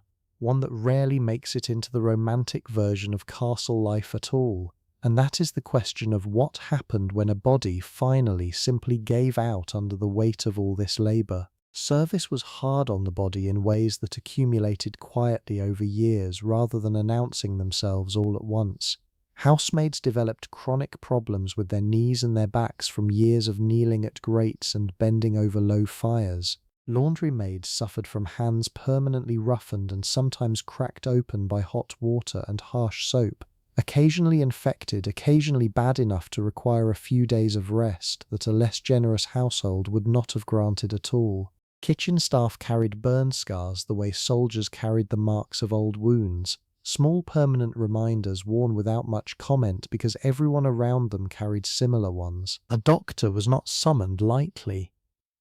The castle, given its royal status, did maintain access to medical attention considerably better than an ordinary household of the period could expect. A physician attached to the wider royal household available to attend to serious illness among senior staff, and certainly among the family itself. But for the ordinary daily aches and minor injuries of below-stairs life, treatment more often came from the still room's own remedies, from the housekeeper's own accumulated folk knowledge, or simply from gritting through it, because a day spent resting was, for most servants, a day spent worrying that someone else would be found to do the job better, faster, and more cheaply. Serious illness, when it did strike, could end a career outright. A housemaid too weakened by repeated chest infections to manage the stairs and the cold mornings any longer, a footman whose back gave out after years of carrying coal and water, these people simply left service, often with little more than a small severance and a character reference, the document that functioned in this era as the entire foundation of any future employment, since no respectable household would take on a servant without a written reference from their previous employer, and a poor reference, fair or not, could end someone's prospects in domestic service for good. This is the part of the story that the grand portraits and the gleaming silver never show you, and I think it deserves a moment of real attention rather than just a passing mention. The same hands that polished that silver to its warm, liquid shine eventually grew too stiff and too sore to keep doing it, and the household, for all its formal talk of loyalty and long service, was first and foremost a working arrangement,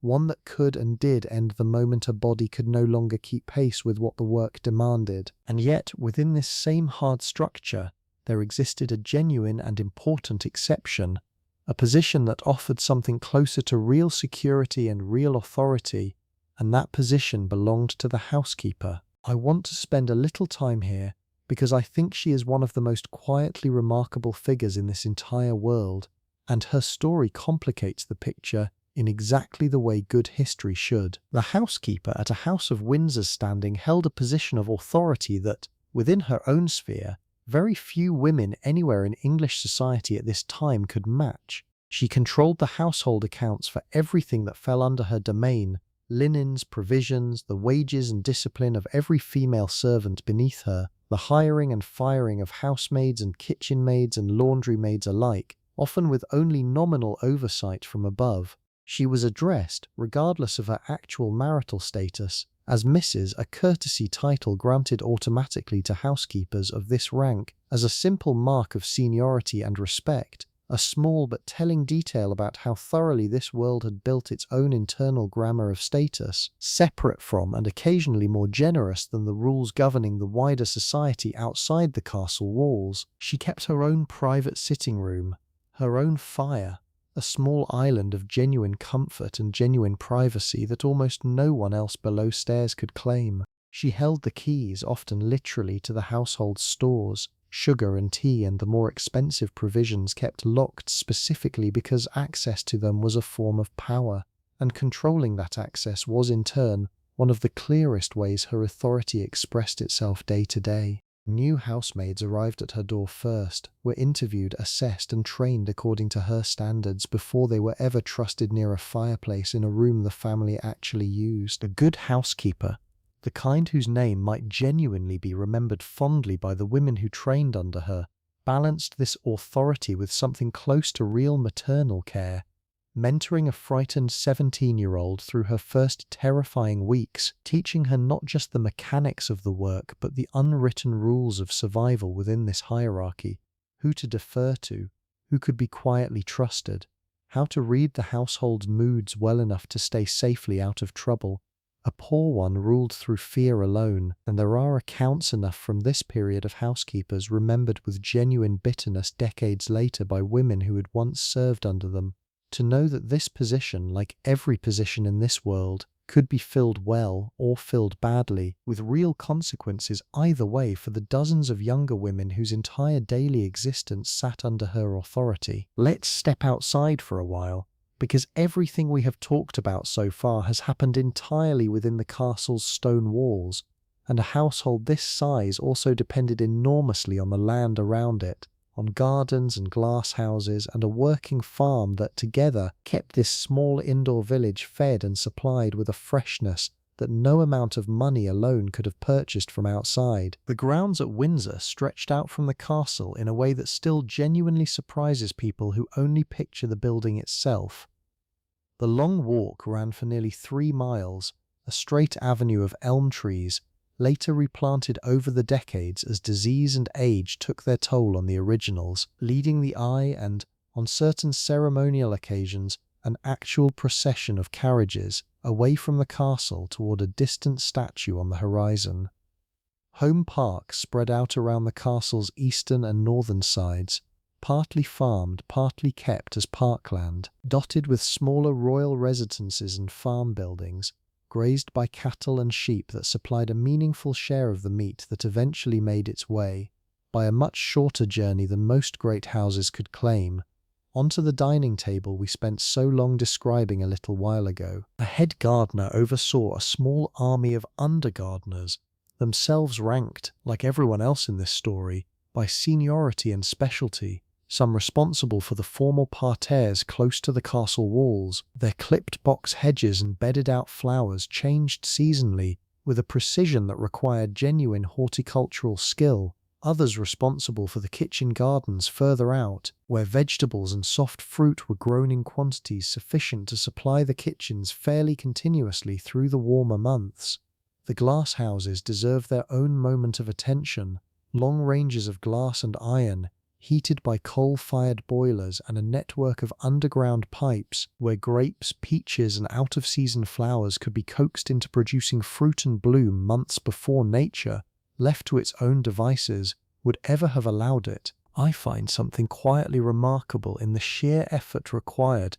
to put a single peach on a winter dinner table in this period. The coal burned for months to keep a glass house warm enough. The gardener's careful attention to a single vine over years of patient cultivation, all of it converging into one small, sweet, entirely unremarked upon piece of fruit that a guest at dinner might eat in 4 bites without ever once wondering how it had come to exist in January at all. Luxury, again and again in this story, turns out to be less about the object itself and more about the invisible, accumulated effort required to make that object appear ordinary. The home farm operated on similarly elaborate lines. Dairy cattle kept and milked daily. The milk carried promptly to the castle's own dairy building, where it was processed into butter and cream under conditions of cleanliness that the period's emerging understanding of hygiene was only just beginning to properly formalize. A dairymaid's work here was physical and exacting, churning butter by hand or by simple mechanical churn,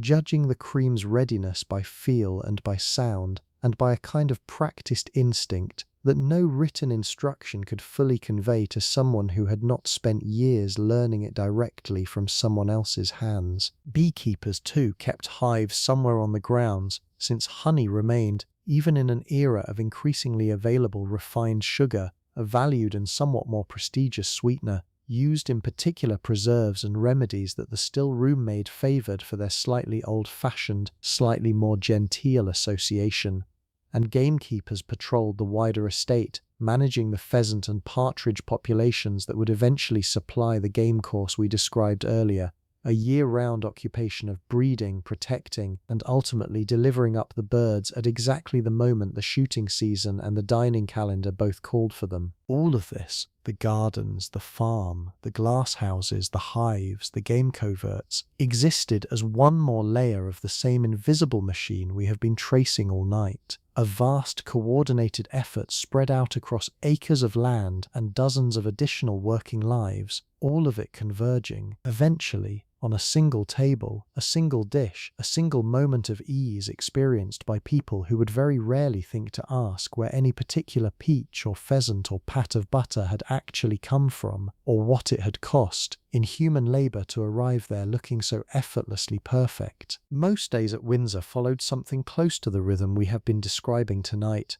but a handful of days each year broke that rhythm entirely, and we should spend some time inside one of them, because the contrast tells you a great deal about how elastic this whole system actually was, how much hidden capacity it carried in reserve for exactly these occasions. A state visit, a foreign royal or head of state arriving for a few days of ceremony and diplomacy, transformed the castle's working population almost overnight. Extra footmen were brought in, sometimes borrowed from other great households nearby, or hired temporarily through agencies that specialized in supplying exactly this kind of short-term domestic labor for exactly this kind of occasion. Extra kitchen hands arrived too, and for several days the below-stairs population of the castle might swell by a third or more, strangers suddenly working alongside the regular staff, learning the particular geography of this particular building's back corridors well enough not to get lost carrying a tray of soup through unfamiliar passages at exactly the wrong moment. The preparation for a visit like this began days, sometimes weeks in advance.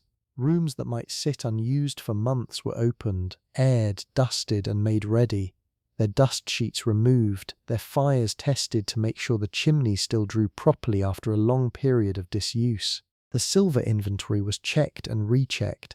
Extra provisions were ordered, extra wine brought up from the deeper reaches of the cellar, the head chef planning menus weeks ahead with a precision that accounted for the specific tastes and occasionally the specific dietary requirements of a guest, whose preferences had been quietly communicated in advance through layers of household correspondence that the Duchess herself might never see, but that shaped in small invisible ways everything from the soup course to the placement of flowers on the table. Garter Day itself, the annual ceremony of the Order of the Garter held at Windsor each June, brought a different but equally enormous logistical burden. A formal procession through the castle grounds, members of the order in their full ceremonial robes and plumed hats, a service held in St. George's Chapel, the whole event watched by crowds gathered along the route and requiring, behind the scenes, weeks of coordination between the household staff, the military detachments providing ceremonial guard, and the chapel's own separate staff of clergy and choristers, none of whom answered to quite the same chain of command,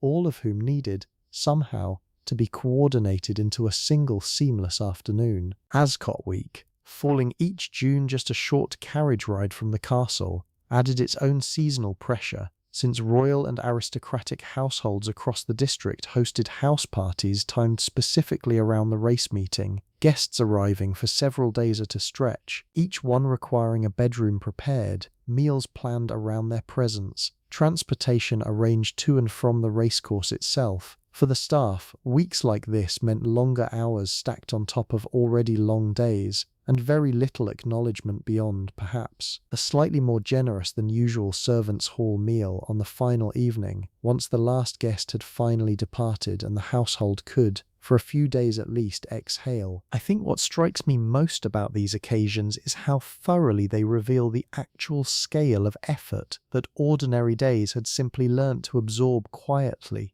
A state visit did not invent new kinds of labour, it simply multiplied the existing kinds. More fires, more water carried, more silver polished, more dishes washed, by a household that had spent generations perfecting exactly this skill, the skill of expanding and contracting its own labour force smoothly enough that whatever was happening upstairs, however grand, however demanding, would still look, to the people experiencing it, like it had simply happened on its own. Christmas brought its own particular version of this same expansion, layered over with a warmth that the other occasions, for all their ceremony, did not always carry in quite the same way.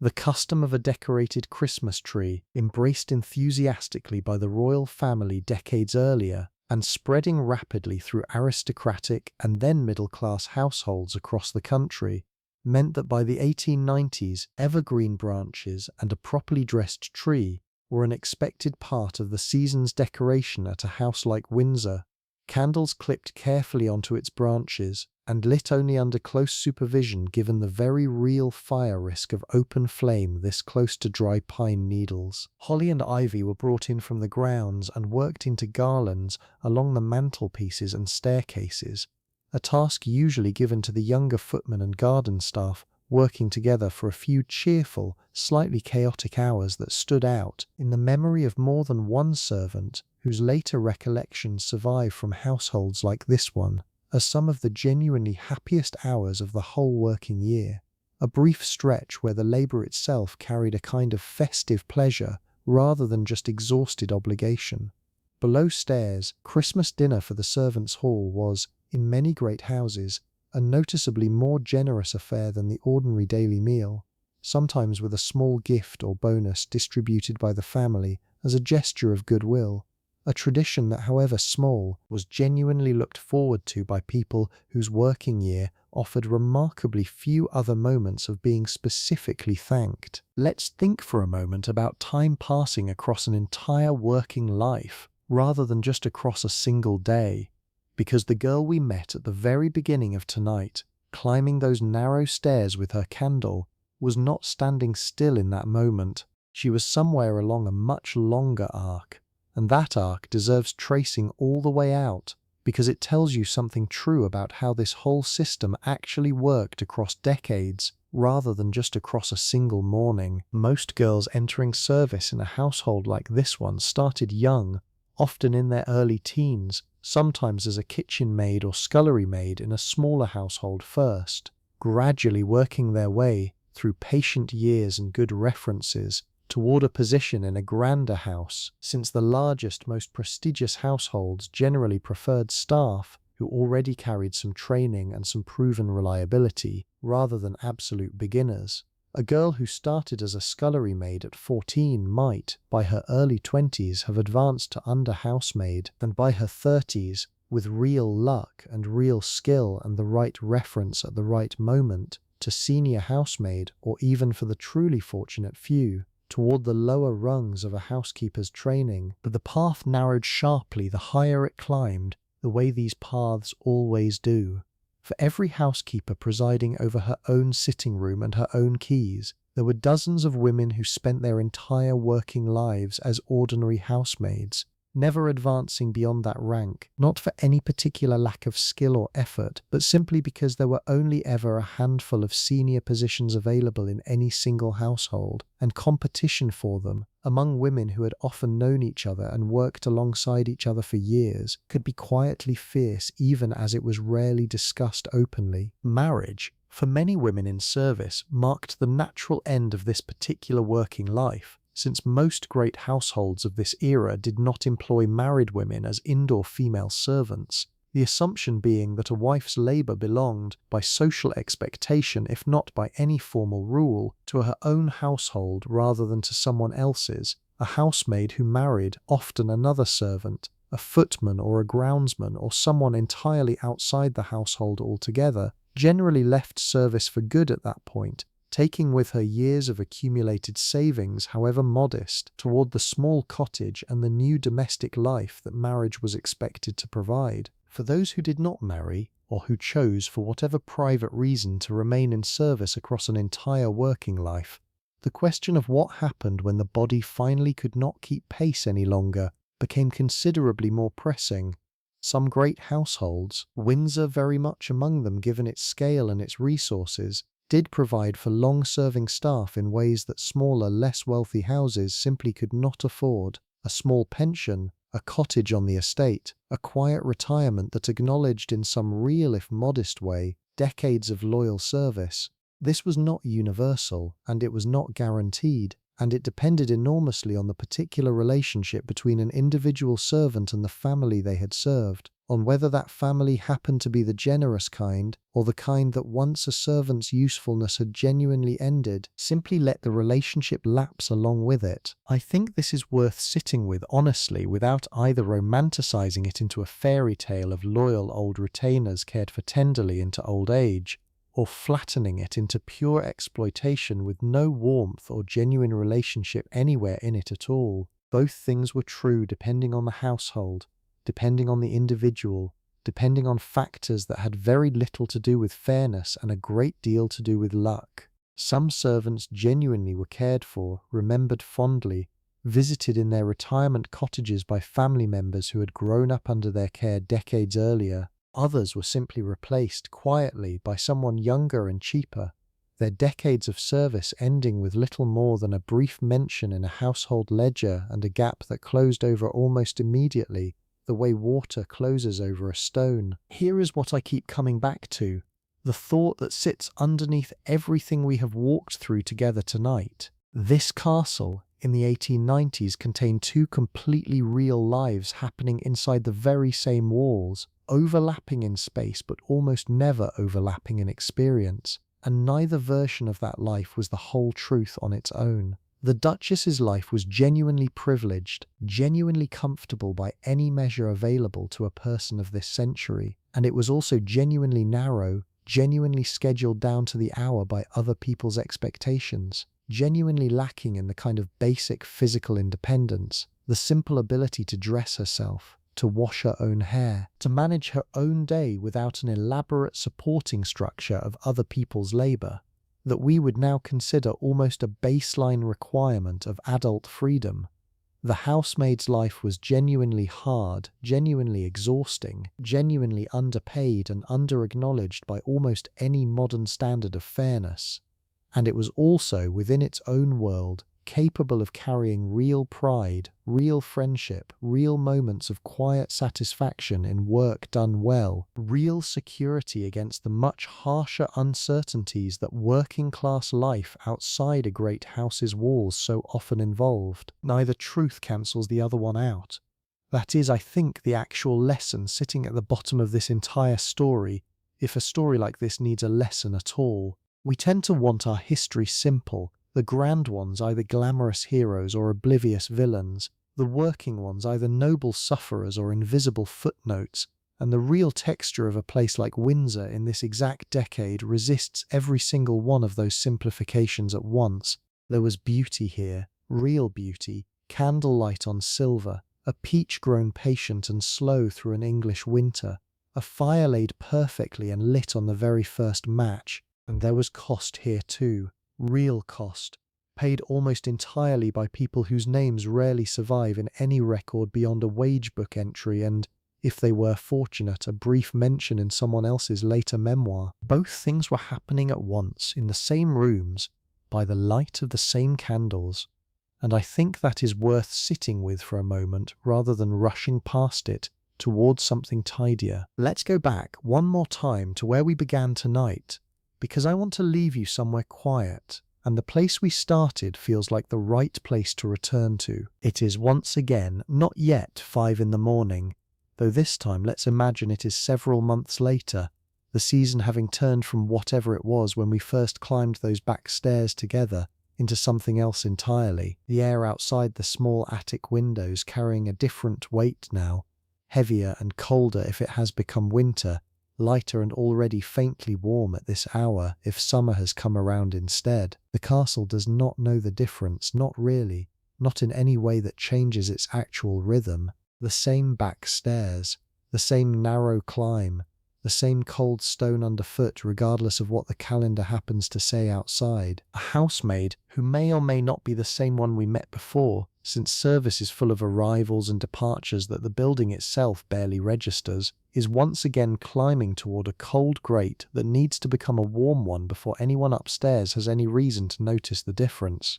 Her candle, or perhaps by now an early electric fixture installed along this particular stretch of back corridor, throws its small steady light across the same worn steps. Somewhere below her in the kitchen, the Rangers are already being coaxed back to life after their few hours of overnight banking. Somewhere above her, in a room she will never enter except to clean it, a fire she is about to lay will, in a few hours, warm a body she will never speak directly to beyond the most basic exchange of instructions. Winter at Windsor changed the whole physical character of this work in ways that are worth lingering on for a moment slowly, because the texture of it matters. The mornings came later and darker, the candle or lamplight mattering more, lasting longer into what should have been daylight hours. Frost sometimes crept across the inside of the attic windows by morning, a thin lace of ice on glass that no fire reached, since the housemaids' own rooms were, as we said earlier, the last to be warmed and often not warmed at all beyond whatever heat happened to drift up from the chimneys passing nearby. Coal had to be carried in far greater quantities, the coal cellars themselves a separate small kingdom below the kitchens, tended by coal porters whose blackened hands and clothing marked them out instantly from every other category of worker in the building, their job considered among the dirtiest, though also in its own way, among the most simply essential, since nothing else in this entire story works at all without their steady, unglamorous supply of fuel. Snow, when it came, brought its own brief, strange beauty to the grounds. The long walk transformed into something almost otherworldly under a clean white covering. The formal gardens softened into shapes that lost their usual rigid geometry for a few days before the gardeners, weather permitting, went out to clear the most important paths and protect the more delicate plantings under glass and sacking. Inside, the increased demand for fires meant longer hours for the housemaids responsible for them, more frequent trips to the coal cellar, more ash to clear each morning, the whole rhythm of the day compressed and intensified by the simple physical fact of cold. Summer reversed almost everything. Mornings came earlier and brighter, the same 5 o'clock start now arriving into pale grey daylight rather than full darkness, which made the work feel by most accounts that survive from servants of this period at least marginally less grim, even if the actual labour itself barely changed. Fewer fires were needed in the family's rooms, though the kitchens of course ran just as hot as ever regardless of season. The cooks and kitchen maids suffering through summer heat layered on top of range heat in a combination that more than one period account describes as genuinely punishing. The gardens, by contrast, entered their busiest stretch. The kitchen garden's vegetables coming in steadily, the soft fruit ripening in waves that needed picking promptly before it spoiled, the glasshouse grapes beginning their long, slow ripening toward the late summer harvest that would eventually appear, transformed into something delicate and seasonal feeling, on a dinner table that had in truth been planning for this exact moment since the previous winter's pruning. The bellboard, that wall of small brass bells we talked about earlier, hung through every one of these seasons in exactly the same spot, indifferent to whether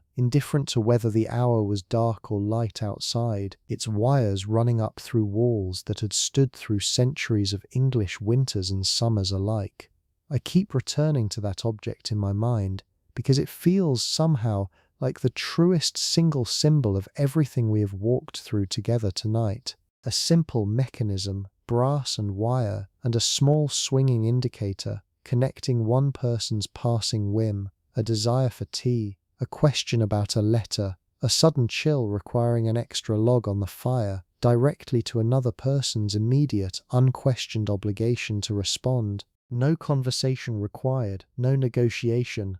just a ring and then movement, somewhere else in the building, toward whatever that ring had asked for. A single candle, too, the kind a housemaid carried up those back stairs at the very start of tonight's story, carries its own small history worth pausing on. Tallow candles, the cheaper, smokier kind, were generally reserved for service areas and for staff use, since they were noticeably less pleasant to be around, their smoke heavier, their smell more pronounced, a faint animal tang that came from the rendered fat they were made from. Wax candles, cleaner burning, more expensive, were reserved for the family's own rooms and for any space where appearance and atmosphere mattered enough to justify the cost. Even light itself, even the simple act of seeing in the dark, was stratified in this world according to the same hierarchy that governed everything else, the family quite literally illuminated by a finer, cleaner flame than the people working to keep that flame,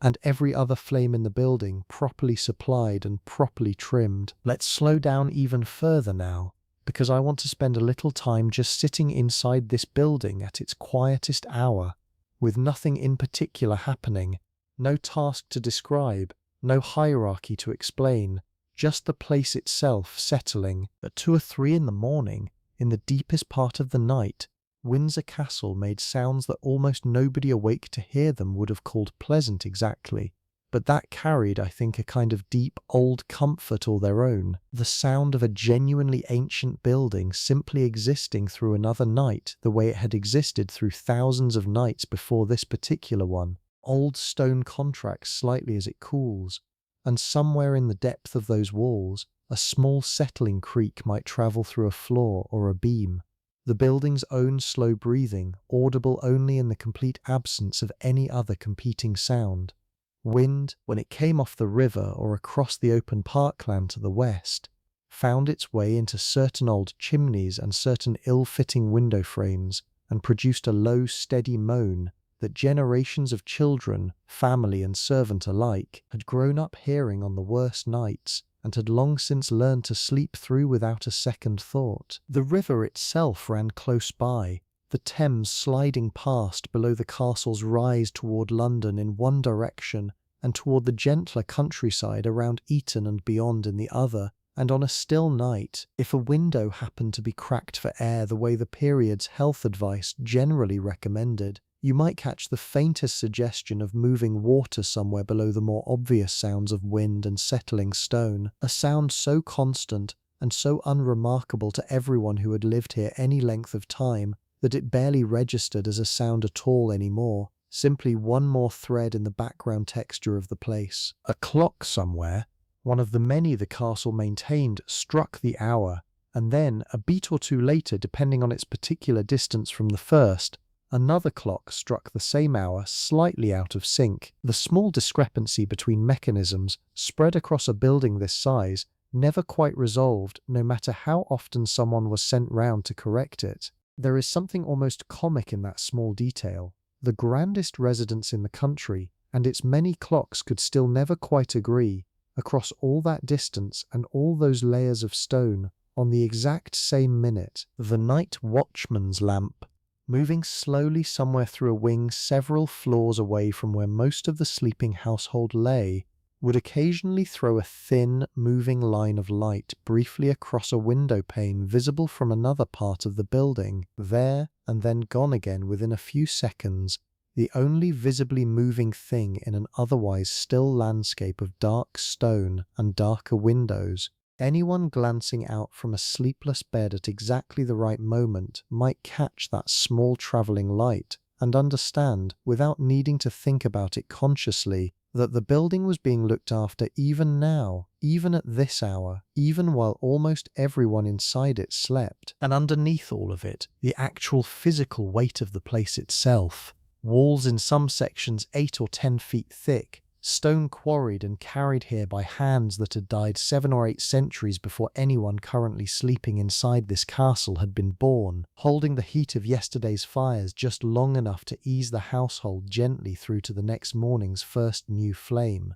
There is something genuinely calming in that thought, I find. The idea of a building old enough and solid enough to simply absorb an entire night's cold on behalf of the people sleeping inside it, asking nothing in return except the steady, repeated maintenance that several hundred working lives provided it, day after day, season after season, for centuries longer than any single one of those lives ever lasted. There is one particular role we mentioned only briefly earlier that I want to come back to now, because I think it captures something essential about how this whole invisible machine actually held together, and that is the page of the back stairs. It is a strange little title, almost easy to overlook among the grander sounding positions like butler or housekeeper, and yet the work itself sat at the very centre of everything, a kind of human connective tissue running between every other department we have described tonight. Maybe he is a young man, somewhere in his 20s,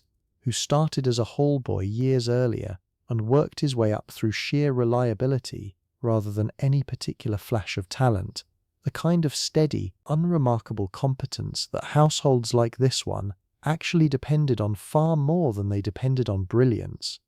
His job, in its simplest description, was movement, carrying messages between departments that otherwise had remarkably little direct contact with each other: the kitchen and the housekeeper's room, the butler's pantry and the family's private apartments, the stables and whichever wing happened to need word sent about a carriage being readied. He knew, in a way almost nobody else in the building fully did, how all the separate pieces actually fit together, because he was the one walking between them all day, every day, carrying a note here, a verbal instruction there, occasionally a tray or a small parcel too delicate or too urgent to wait for the regular rounds of the more senior footmen.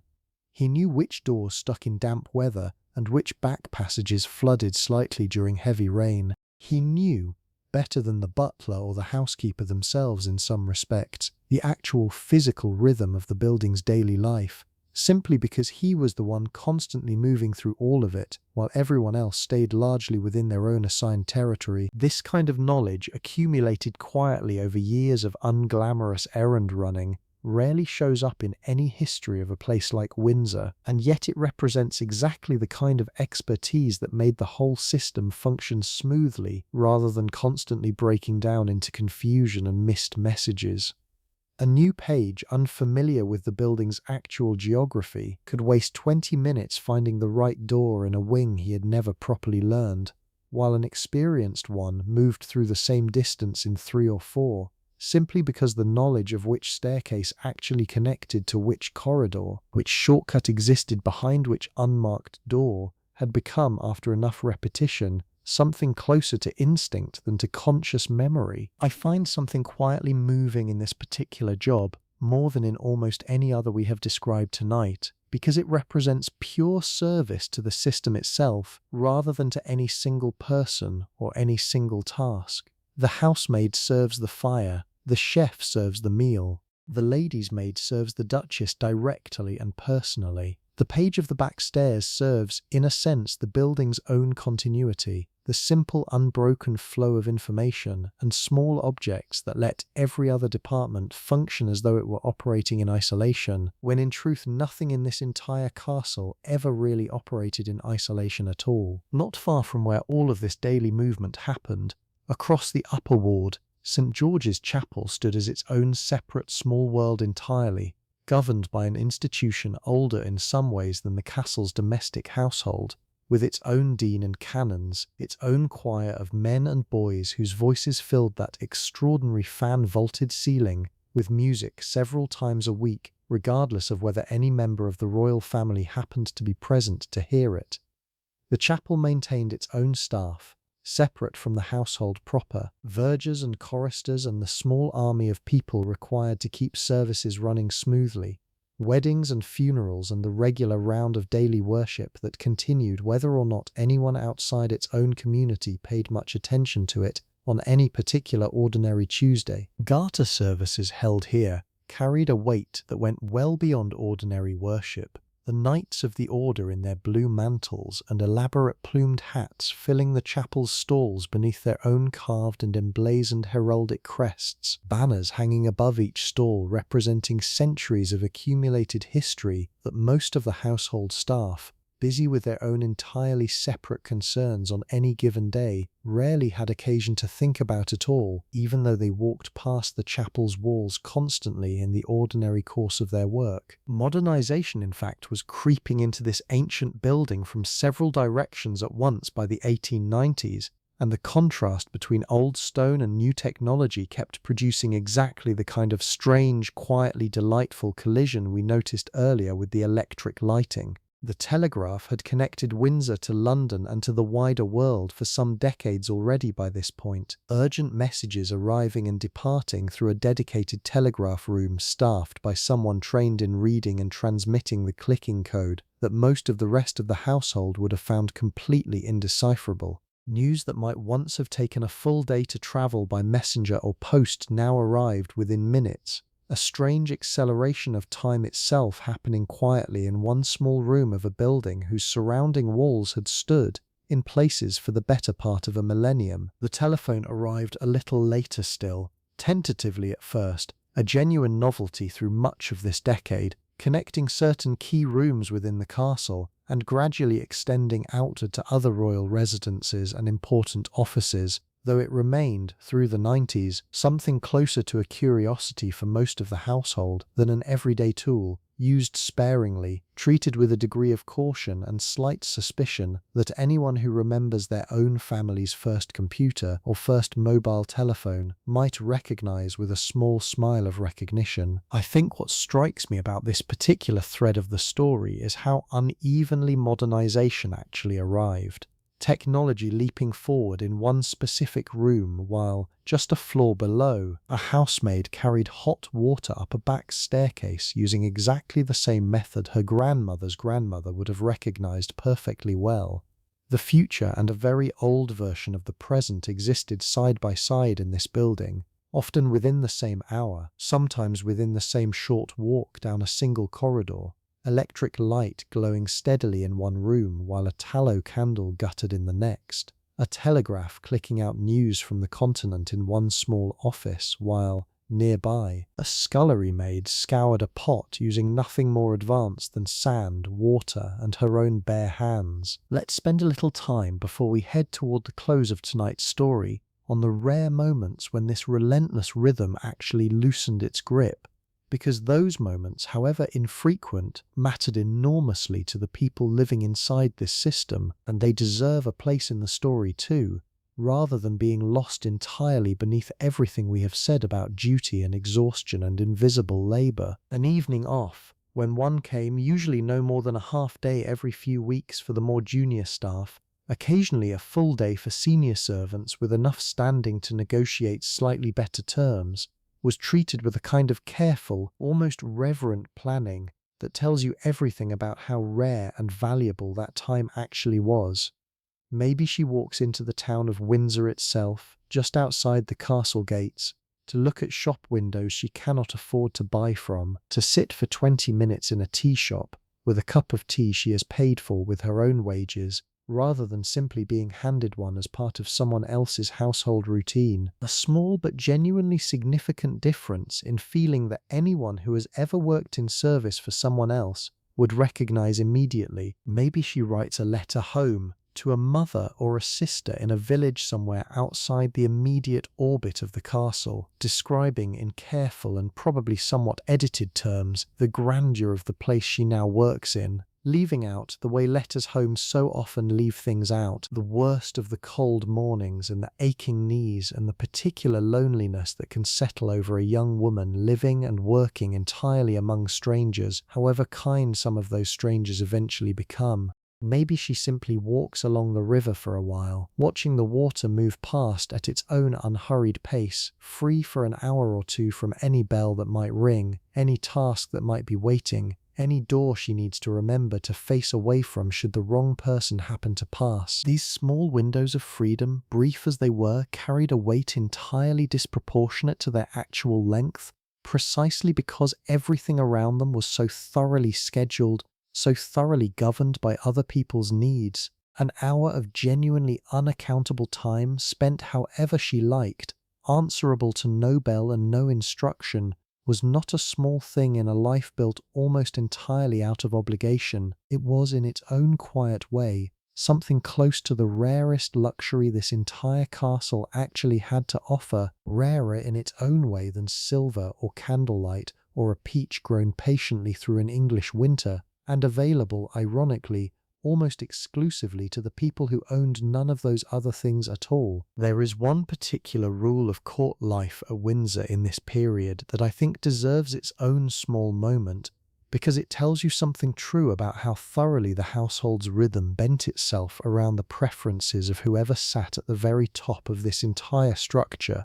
Meals at court were served with an exactness that allowed for remarkably little flexibility. When the appointed hour for dinner arrived, dinner began regardless of whether every guest had actually managed to arrive in the room yet, a habit widely understood among those who moved in these circles and treated by anyone hoping to remain in good standing as a simple unbendable fact of life rather than something worth resenting or arguing against. Punctuality in this world was not politeness, it was closer to law. This single habit, multiplied across an entire household, shaped the working lives of everyone below stairs in ways that went well beyond the dining room itself. The kitchen could not run late because dinner would not wait for it. The footmen could not be late assembling for service because the procession into the dining room would not pause for a missing pair of hands.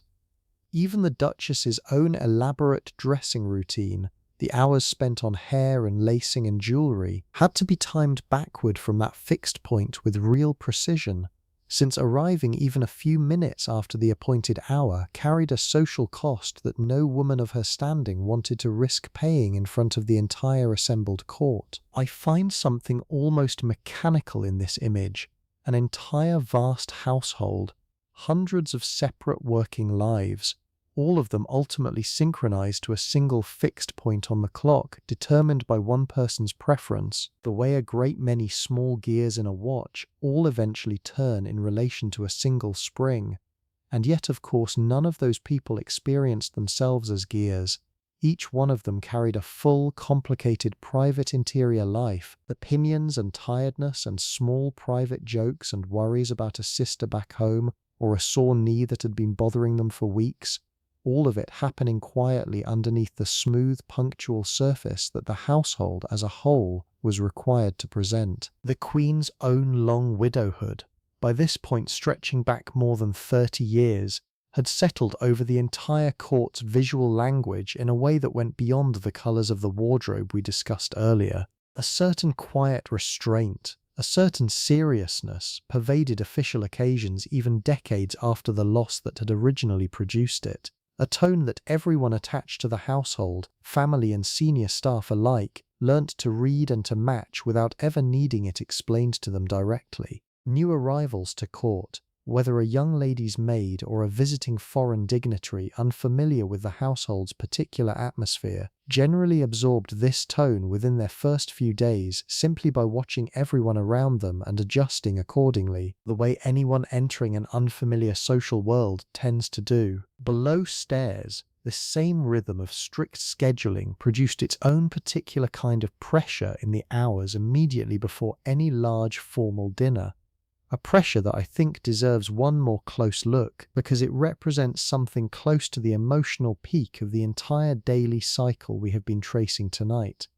In the hour or so before guests began arriving, the kitchen moved at a pace that the rest of the day, however busy, never quite matched. Sauces required constant attention at exactly the moment garnishes also needed assembling, and the first course needed plating in a sequence precise enough that 10 or 12 identical servings reached the dining room within moments of one another. Voices rose briefly, sharper than usual, the head chef's instructions carrying an edge that softened again almost the instant the actual service began and the kitchen settled into its practiced rhythm. Footmen, dressed and positioned in the minutes before guests arrived, stood very still in a kind of taut, controlled readiness that anyone who has ever waited in the wings before a performance might recognize immediately. The strange particular tension of knowing that the next several hours would be judged by people who would likely never think to mention the judging at all, on the basis of whether everything appeared effortless. And then the first guests arrived, and the whole machine, after all that mounting pressure, simply began to run, smooth and unhurried and exactly as it was supposed to look from the very first moment anyone upstairs laid eyes on it. Beyond the castle's immediate domestic departments, an entirely separate working world operated around the stables and the royal mews, horses being, in this era, not a hobby or an occasional pleasure, but the actual foundation of how every single person and every single object moved any meaningful distance at all.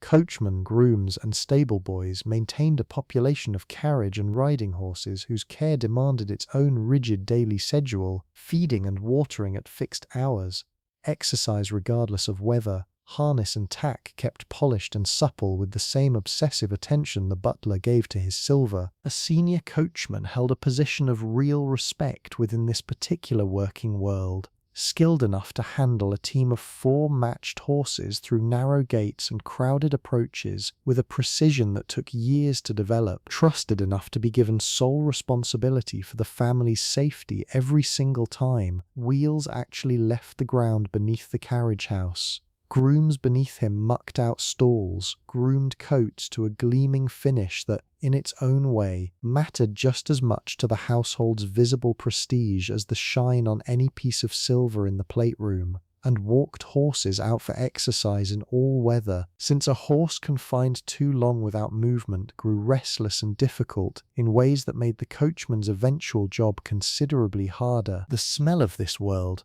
leather and hay, and the particular warm animal scent of a well-kept stable sat in sharp contrast to the smells inside the castle itself, the beeswax and roasting meat and starched linen of the domestic departments, and yet the two worlds depended on each other completely, since nothing arriving fresh from London, no guest, no urgent message, no delicate ingredient ordered specially for an important dinner, reached the castle at all without first passing through the hands of someone working in or around those stables. Let's turn finally towards something gentler, because I think tonight's story has spent a great deal of time on duty and hierarchy and exhausting labour, and I want to leave room before we close for the warmth that genuinely existed alongside all of it, because pretending it did not would be its own kind of dishonesty. In the quiet hour after the servants' hall supper, before the younger staff finally climbed those narrow stairs towards sleep,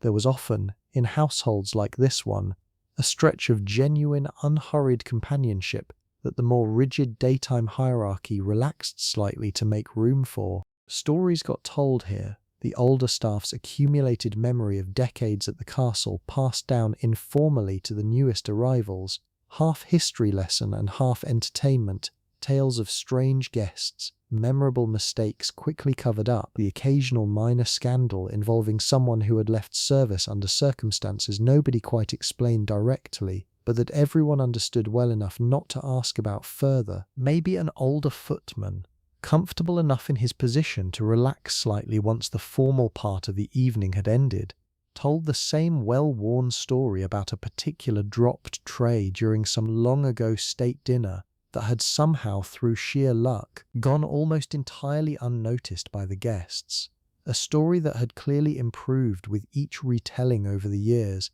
and that the newest hall boys had probably already heard 4 or 5 times but laughed at anyway, because the laughing itself, by this point, mattered more than the actual content of the story. Maybe a senior housemaid, kinder than her position strictly required her to be, used these quiet minutes to check in gently on a younger girl who had arrived only weeks earlier and was still visibly homesick, still flinching slightly at the housekeeper's sharper instructions, offering the kind of small, unofficial reassurance that no job description anywhere mentioned but that genuinely made the difference. For more than one frightened 17-year-old across the decades, between staying in service and giving up and going home, this is the texture that tends to get lost when we tell this story only through the lens of hierarchy and labour, and I did not want tonight to end without including it properly. Real friendship grew in these rooms. Real kindness passed between people who had, on paper, very little reason to extend it to one another beyond simple shared circumstance. The same system that exhausted them, scheduled them, and largely failed to thank them,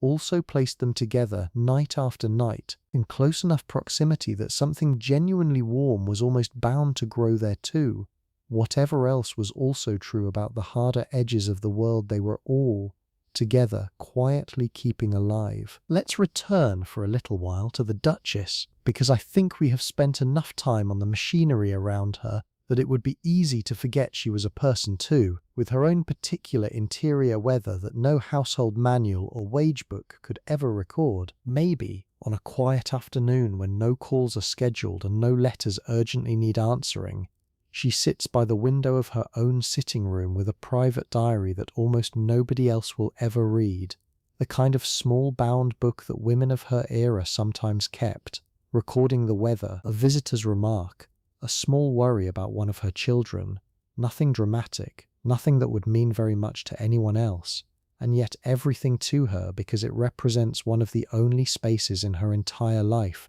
where she is not performing for any audience at all, however small or however kind that audience might otherwise be. She might write about the quality of the light that afternoon, the particular grey-green colour the Thames takes on under a clouded autumn sky, a colour she finds, for reasons she has never quite worked out, strangely soothing rather than gloomy. She might write about a letter from her sister, married into a different household entirely, describing a small domestic crisis involving a difficult new lady's maid, and feel, reading it, a flicker of something complicated, sympathy certainly, but also a kind of weary recognition, since every household, grand or modest, seemed to carry its own version of these same small frictions, the same delicate management of other people's feelings and competencies that never quite stopped being exhausting no matter how comfortable the surrounding furniture happened to be. On a particularly honest evening, she might write something close to a complaint,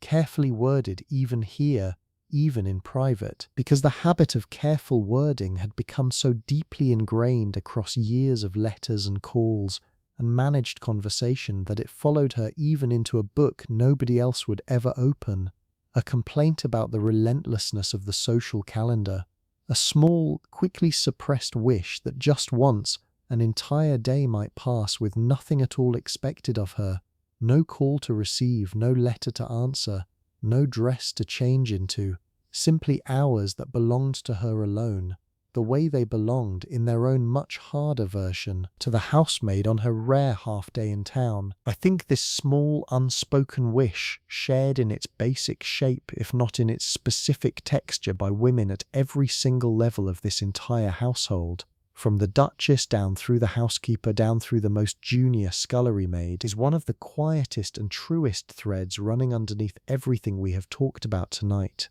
Nearly everyone in this story, whatever their rank, whatever their wages, whatever the relative comfort of their bed at night, wanted at least sometimes simply more hours that were entirely their own. Almost nobody at any level of this particular world actually had very many of them. Autumn, when it came around the castle and its grounds, brought its own particular mood to everything we have described. The long walks, elms turning slowly through shades of gold and rust, before dropping their leaves in great drifting falls that the garden staff swept and gathered with rakes for days afterward, the air sharpening noticeably in the early mornings in a way that made the housemaid's first walk to the coal cellar feel considerably less pleasant than it had only weeks earlier in late summer.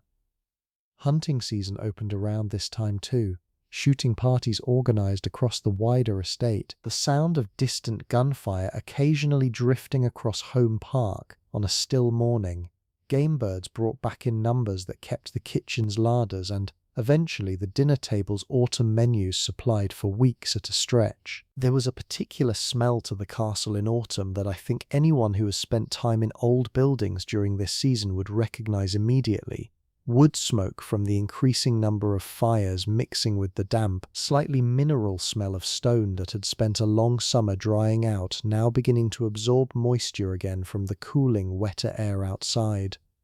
Candles and lamps were needed earlier in the evening with each passing week, the gradual shortening of daylight tightening, almost imperceptibly day by day, the window of hours during which the household could function without artificial light at all, until by the time true winter arrived, that window had nearly closed altogether, and the whole castle had settled back into the long, dark, fire-dependent rhythm we described earlier in tonight's story. We have walked through a great deal of this castle tonight, the back stairs and the bellboard, the kitchen's controlled chaos and the dining room's practiced calm, the housekeeper's keys and the Duchess's diary, the page of the back stairs and the night watchman's slow-moving lamp. I want to spend our last stretch of time tonight simply sitting inside the building one final time at its very quietest, letting everything we have learned settle the way the castle itself settles each night once the last fire has been banked and the last door has been checked and locked. Picture the building from above now, the way a bird might see it crossing the river on a clear, still night.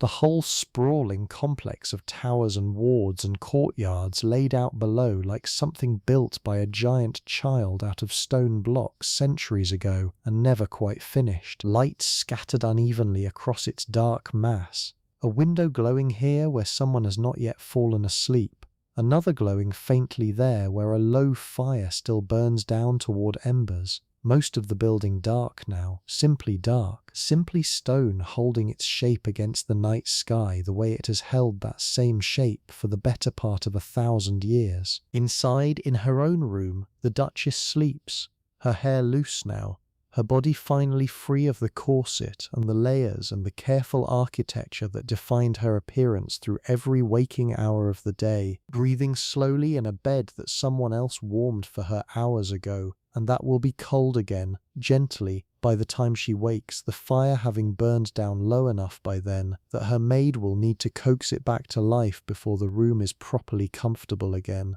She does not know, lying there, exactly how many hands touched this room today to make it feel the way it feels around her right now. She has never needed to know. That not needing to know is in itself perhaps the single clearest definition of what privilege actually meant inside a building like this one. Below her, in the attic rooms tucked under the roofline, the housemaids and kitchen maids and scullery maids sleep too, several to a room in some cases, the particular deep unconsciousness that comes only after a true physical day's labour, dreaming, if they dream at all that anyone ever recorded, of ordinary things most likely. A mother's kitchen back in whatever village they came from, a half-remembered tune, nothing especially dramatic, since exhaustion this complete rarely leaves much room for elaborate dreaming. Their hands, even in sleep, carry the small marks of the day behind them, a faint redness from hot water, a tiny burn scar healing slowly on the back of one wrist, the particular permanent slight roughness that years of this work eventually presses into skin that started out once as soft and untouched as anyone else's. The kitchen itself, several floors below all of that sleep, sits dark and cooling now, the great ranges damped down to the lowest possible smoulder, copper pots hung in their proper places along the walls, catching whatever faint light manages to reach them from a single low lamp left burning somewhere near the door for safety. In a few hours, before the sky outside has even properly lightened, someone will come back down here and begin coaxing those ranges back toward their full daytime heat, and the entire cycle we have spent tonight tracing will simply begin again, the way it began yesterday, the way it will begin tomorrow, the way it began, in some recognizable form, on countless mornings reaching back further than anyone currently sleeping inside this building could ever properly imagine. Across the upper ward, the chapel holds its own particular silence at this hour. The carved stalls and hanging banners of the Garter Knights sitting in darkness now, the great fan-vaulted ceiling invisible overhead except as a deeper patch of black against the slightly less complete black of the walls below it, waiting, the way it waits every single night, for the next service, the next gathering of voices to fill it again with sound the way it has been filled, on and off, for hundreds of years. The river continues past, exactly as it has continued past for as long as anyone has bothered to build anything at all on this particular hill above its banks, indifferent entirely to dukes and duchesses and housemaids and chefs, indifferent to bellboards and silver inventories and the precise seating order at a below-stairs dinner table, simply moving the way water moves toward the sea, carrying with it nothing of this story at all except, perhaps, the faint reflected glow of whatever single window somewhere along its banks happens to still be lit at this particular hour, on this particular night, in this particular old and complicated and quietly remarkable building. I want to take a moment before we let this story rest completely to think about what eventually became of this entire intricate world we have spent tonight walking through, because there is something genuinely moving in knowing how it all eventually changed, even if that change lay still a little further down the road than the decade we have been visiting tonight. The world of several hundred indoor servants running a single great house, the bellboards and the back stairs and the elaborate, finely graded hierarchy of housemaid and footman and housekeeper and butler held remarkably steady through the remainder of the 1890s and on into the early years of the new century. The same rhythms, the same rituals, the same careful invisible architecture of labour continuing largely unchanged. But change was already gathering quietly at the edges, the way change always does, long before anyone living through the earlier, more settled version of a world can quite see it coming. Change, when it finally came, arrived first as an enormous social and economic disruption in the years following the turn of the century, and then far more dramatically the First Great War that reshaped almost everything about how this entire society organised itself, would eventually pull young men and women away from domestic service in numbers that the great houses had never previously had to plan for, toward factory work, toward new kinds of employment that paid better and demanded, whatever their own considerable hardships, somewhat more personal independence than a housemaid's narrowly scheduled, constantly supervised existence had ever allowed. Households that had once employed 30 or 40 indoor staff without a second thought found themselves, within a few decades, managing with a tenth of that number. Electricity and gas and an entirely new generation of household machinery slowly taking over tasks that had once required 4 or 5 human hands working in careful coordination. Windsor itself, as a royal residence, weathered this transition somewhat more gently than many lesser country houses, which in considerable numbers across the wider country were sold, abandoned, or demolished entirely once the economics of maintaining several hundred staff simply stopped making sense for families whose fortunes had not kept pace with the changing century. But even here the scale and the texture of daily life slowly shifted, the back stairs quieter than they had once been, certain departments shrinking or merging, certain rituals simplified or set aside entirely as the decades carried this whole world further and further from the version we have spent tonight inside. I find something genuinely bittersweet in tracing that arc all the way out, the way you might feel watching old photographs of a house you once knew well, recognizing the rooms but noticing, gradually, how different the light falls now, how different the people moving through it have become. Nothing about that change was simple loss, exactly, since the world that replaced it offered real and important gains, particularly for the women whose grandmothers had once spent their entire working lives as housemaids, and who would themselves, within a generation or two, find doors opening toward kinds of independence and opportunity that the 1890s version of this story could barely have imagined. And yet something genuinely particular, a whole intricate, demanding, occasionally beautiful way of organizing human effort around a single great house, did pass quietly out of the world during those decades, and that deserves a small moment of simple acknowledgement before we let the story close completely tonight. The chair, the servants' hall table that I mentioned all the way back at the start of tonight, the one a senior servant might once have resigned an entire career over, eventually stopped mattering in quite that same way, because the whole elaborate structure that had given that chair its meaning gradually dissolved around it, slowly, over the better part of a century, until what remained in most great houses by the time we reached the modern world we ourselves live in now was simply a chair, and a table, and a room, often empty, sometimes turned into something else entirely, a museum display behind a length of plush rope,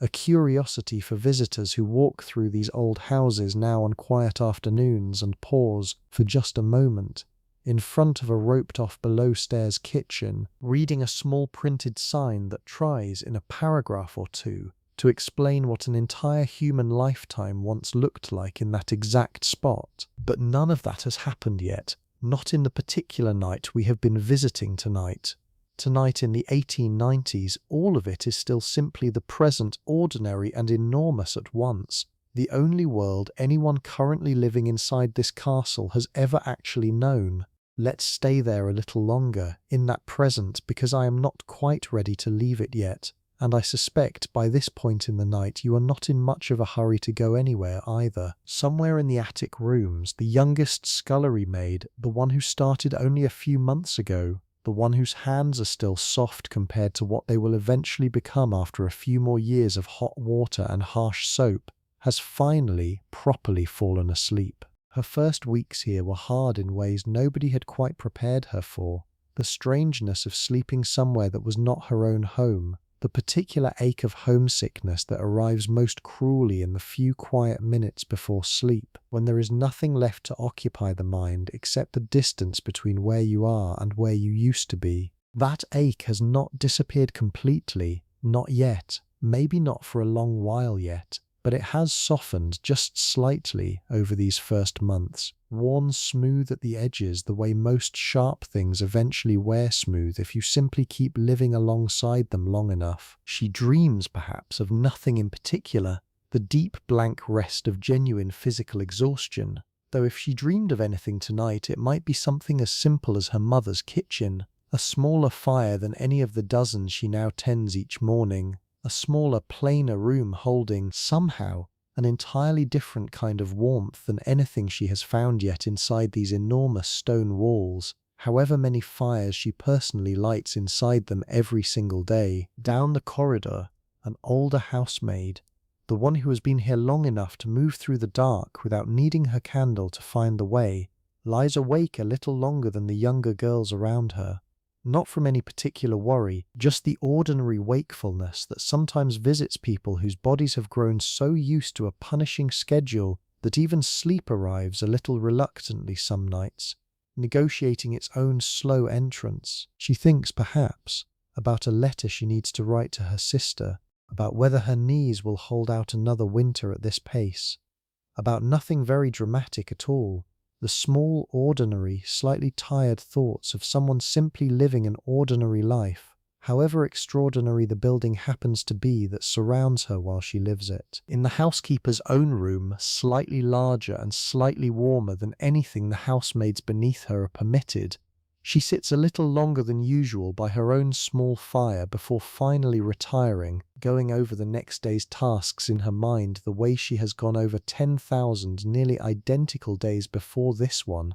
a particular kind of quiet satisfaction settling over her despite the tiredness, the satisfaction of a household running by every visible measure exactly as it should, every fire lit, every meal served, every silver fork accounted for, every single one of the dozens of women under her care fed and housed and, as far as she can tell from where she sits, reasonably well, and far above all of them, in rooms warmed hours ago by hands she will never personally thank. The Duchess sleeps on undisturbed, her own particular version of this night entirely separate from every other version happening simultaneously throughout the rest of the building, and yet in the end, somehow exactly the same too, in the most basic and human sense that matters most. She is tired. She is warm enough. She is, for these few quiet hours at least, simply a person resting, the same as every single other person currently asleep inside this enormous, complicated, centuries-old building. Whatever else separates the relative comfort of her particular bed from the relative discomfort of theirs. The Waterloo chamber, not far away, held its own particular weight. Portrait after portrait of the figures involved in the campaign that gave the room its name, painted faces that had, by this point in the 1890s, been watching over state dinners and formal receptions for the better part of 7 decades, their painted eyes following, in that particular trick of portraiture, anyone who happened to cross the room at any angle. Even these rooms, grand and historic and seemingly self-sufficient in their own permanence, required maintenance that fell, like everything else in this story, to hands that worked quietly and were rarely thanked directly for the effort. Someone dusted those frames, someone checked those suits of armor periodically for rust, oiling joints that had not actually moved in generations but that still, theoretically, could. Someone swept that long stone floor, polished where polishing was wanted, and made sure that the accumulated weight of all that history continued to look, to anyone walking through it, like history that simply maintained itself. The fire in your own room, if you have one lit tonight, is probably burning low by now, the way every fire in this story eventually burned low, banked carefully toward morning, asking nothing more of you than the simple, easy trust of letting it do that slow, quiet work on its own while you rest. Let yourself do exactly that now. Let the last of tonight's images settle, the candle on the back stairs, the warm brass shine of well-kept silver, the bellboard's small swinging indicators, the river moving steadily past below an ancient hill, and let all of it carry you, gently, the rest of the way into sleep. Windsor itself will still be standing in the morning, the way it has stood through every single morning for the better part of 1,000 years, the fires lit fresh, the water carried, the silver polished, the whole vast, quiet machine beginning its turn once more, exactly as it always has, exactly as, for tonight at least, it no longer needs you to watch. Sleep well.